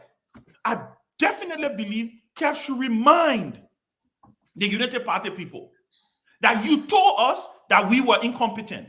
You told us we didn't know what we were doing. You told us that you were ready on day one. In fact, it used to be a taboo. It used to be a taboo for United Partisans used to look at CDC like, where did they, how, like if you even support CDC, they look at you like, how dare you? How Ben, dare Robert, you? Ben, Robert said you can have his 10 minutes too. Thank you, Robert. You know, yeah, you know. But you still give it 10 minutes to Ben. They said, how dare you support CDC? But guess what, gentlemen and lady? Based on what I have seen in the last month, George Weah first month was more stable than the thing we're looking at. Way more stable. The person who was supposed to be so incompetent, the person who didn't have any idea on governance. I said it the other day on the show, gentlemen and lady. George Weah appointed his cabinet. He was not all over the place jumping over. He knew what he wanted. A lot of people didn't agree with it, but he knew what he wanted. He knew what he wanted. President Joe Boyka seems to not be in control. He seems to not be in control. You send an elementary, my son who is in college could do a much better budget than I think they sent to the national legislature. And it's a disgrace for the people who claim to know all of everything, for the people who claim to have all of the degrees. In fact, the generation of United Partisans that are now in this government are the ones who claim that they were the ones who were most educated. And after they got through with their education, Ellen was leaving the stage, so they didn't get a chance to showcase their education. They are the ones in power now. Where is that education? A simple budget? You don't know how to put a simple budget together. You send something that flimsy to the national legislature. I'm calling, and this is my last point on this. I'm calling on Speaker Fonati Kofa to send that piece of paper back. I'm calling on the members of the House, and I'm sure Chairman Billete is watching. You are on leadership, Mr. Chairman. Just send it back to them. Just send it back to them. Let them send it. Listen, if there's a government shutdown, the people will understand. No, Sierra, don't give me Sierra. You know, if there's a government shutdown, they will understand because the country is being rescued. But we will no longer take flimsy excuses from leaders. We will not do it anymore, especially not from the Unity Party that claim to know everything. And today, they can't even put a budget together. I saw Amin Moda today having press conference about they reduced rice by 25 cents. Do you have to issue a press release for that one? 25 cents on a bag of rice? 25 cents? If anybody go buy rice, would they even feel that 25 cents is less? Come on, guys, let's be serious. The CDC government had a subsidy on rice. What? A subsidy. 25 minutes, though. Yeah, well, I'm almost done now. So well, I just want to say I support Kev. I support Kev. Too early to start comparing and contrasting this government. Too early. I support Kev. This is not comparison, Peabody. This is not comparison. Even if it is comparison, it is at the right time. And the point is for me, I will end on this note. People can just go buy to a spoon. That would be better. Yeah, exactly, man. Yeah. You know, for me, I would say, Kelabo and guys, let the Unity Party step her game up. You're governing a country in the 21st century. We're not talking about temporary business here no more.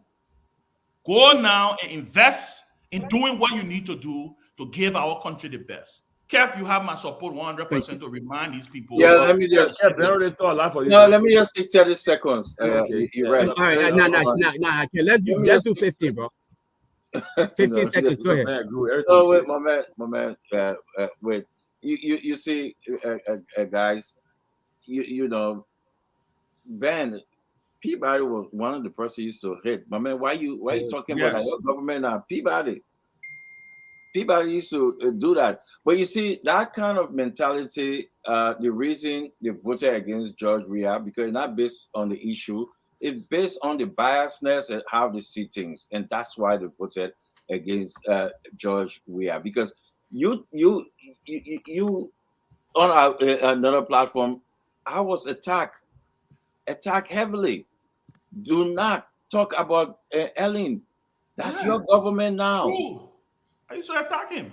And now you're telling me I should not just sit down and say, oh, your government this, your government that. No, don't call our government. You voted for us. You say we no good. We gone. You do it now. It's your time. It's your government. Right now, the city is dark. And I can tell you now, ask your friends them. Ask people. The dirt in the city right now is more than ever. I can send you, if you have time right now, I can send it to Lufa, and Lufa can put it up right now. What you said, dirt? Thank you. Yeah, we'll bring it back Monday. Yeah. You said dirt? Oh, gotta run now. You said what? Dirt? Yeah, dirt. The whole the city. Imagine some of the things that they attack our government. But look now, it's your government. They inherited it die now, so yes, but guys, quickly, we confirmed that Minister of Commerce will be our guest next week. He has confirmed. Yes, next week. That's why I took a little shot at him, Jess. So you guys can. He needs to kind of tell why he made a whole press conference for 25 cents. Also, we just had a fire incident in Liberia recently. The fire chiefs that went to Liberia will come. They can't give you that assessment about what happened. I mean, they will tell you more about the fire incident. Okay. Will be here next week. And also, let's support our brother Leo Johnson. When Leo come on. If all goes well, he's traveling right now. He may be here. He may come here tomorrow to have a show with him. Leo Johnson to talk about his the Liberian Learning Center. Yes. I mean, it's a very great project. When I was digging the foundation here, I went there, and so and again, like tomorrow, we'll pay homage tomorrow to our fallen Liberian player, Bubba Gay's funeral. Tomorrow is in Hamilton, New Jersey. Tomorrow Saturday. I said it's snowing tomorrow heavy. I hope that snows. They say not going to affect travel because I got to take an early morning flight tomorrow. Yeah, so about that. And then let me just clarify something. Nobody told Jackie or anybody to quote for Jackie business. Let me clarify it. What was said on Spoon last night is not true. It's untrue. We did not. I'm glad you're saying that because of foolishness. We did not take Spoon to quote or threaten to take him to quote because of Jackie. We got Grace here. And look, Gracie, that's on me. What I saw. Understand this. Understand this, people. Guys, understand this. You know that right now, if you want to get a job in the government, go on Spoon, maybe you get a job. So maybe Jackie here by the hustling right now. So I can't blame her for that. She worked hard. They appointed her friend as sitting mayor. The guy is sitting mayor right now. Now, so if you got there, but you got a job. If I got a job, somebody hustling on Spoon now to get a job. But Jackie on a job or do now? Move on. So let's go. Mr. Gongo is yet to get his party permit. Mr. Gongo is yet to close. We don't do that, man. Come on. Jackie's job is overdue. She's been out of America more than No. We are past that stage. Jackie, let me clarify. She's on the job station. That's the job station she's on. Guys, are we going to let Mr. Gongo close? Well, let me just do my closing. We said a lot. And before I make my closing, I just wanted to add this. Come on, Jada, give me a break, man. If you look today in Liberia, I'm not talking about the local radio stations back home, but in the station based outside our country, I think closing argument is emerging as the platform, the critical voice. So I think we should take comments that will make it very serious. I think I take particular offense in some of the comments people is beginning to make. This is not a Cato or promotional platform. We're here to criticize government policy. That's what we're here for. Okay? If you want to be a promoter of the Unity Party government, go to Spoon Network and promote that. Okay? Because what is he talking about? What are you talking about? That was my view. So because last week he made similar statement and he's becoming a partner now. So that's how last week I didn't make comment, so I decided I'll make comment today. So I think we'll talk on many things tonight, and I will repeat some of the things we said a few weeks ago. You see, President Boyka actually missed an opportunity, and I will still want to call on him if he can do it right. Part of the things that got him to the position was the cost of living in Liberia has been going up, okay, for many reasons. But of course, the cost of goods, the factors that cause the increase in the cost of goods are the services we pay at the port. They call the port is a gateway to the economy. And we are an import-oriented market. So when goods come in, if the cost of bringing the goods is high, then the cost of retail is high, okay? Because, importers pass the cost to consumers.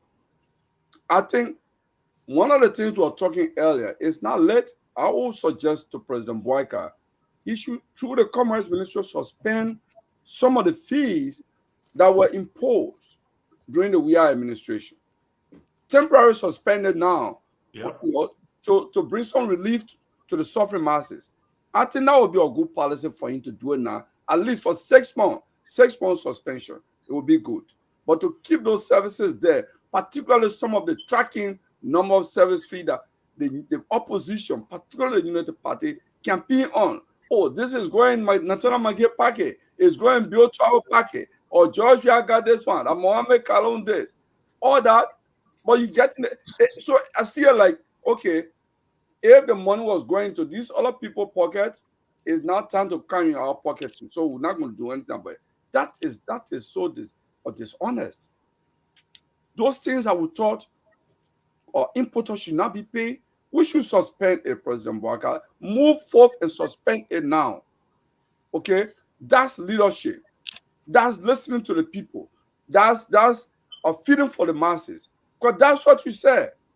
And I want to just maybe close on that and to the extent that the Senate, I have no faith in the Senate because the Senate is a platform for trading, the trade jobs. That's what they do at the Senate. The trade jobs, the trade interests. Liberty Party get interest, it pass. United Party get interest, it pass. The other person get interest, it pass. That's all they do. So it's a platform for trading. It's no longer a platform for confirmation. Yeah, before you get that announcement, I don't know. Who is Senator Moi? I just want to say, Prince Moi. He may follow the suit of Nukwe and Chiesong, and he keep coming up in a lot of corruption issues. So you better try to get to him. That guy they call Prince Moi. Prince Moi, yeah. So let me.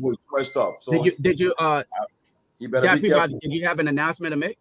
You better go ahead. I just want to recognize 2 people who contributed tonight to our question acumen. Yamtro Kranga, Miss Yamtro Kranga. Yumatro Kranga. Yumatro Kranga. Sorry, dear. I'm sorry for pronouncing your name. And Patrick Fode. Thank you for your contribution, folks. The Cash App is there. That's how we run the show. If you want to contribute, go ahead and contribute. It's on the Cash App is up there. But thank you guys. Tonight I decided to just donate my 25 minutes to Robert. So he will use it when he comes on the show next time. So with that said, I said good night, guys. Look how you follow for it. Robert, where you at? Where Robert hiding tonight? He just hiding and talking in the corner. What's Robert? But great show, guys. Great show. Lokongo, thank you. Gracie, always great to see you. Henry, good to see you. Henry, call me right after here, Henry.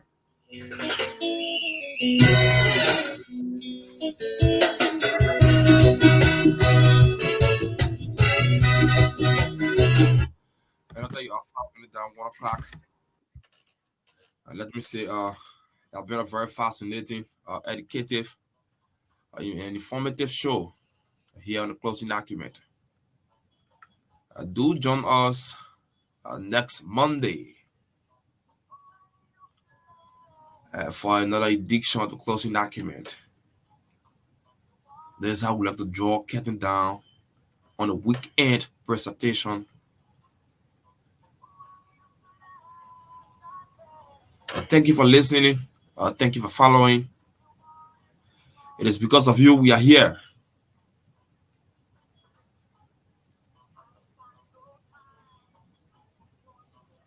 I have been here with the man Elijah Zeze. On behalf of the team, my name is Henry Jara. I say bye bye for now.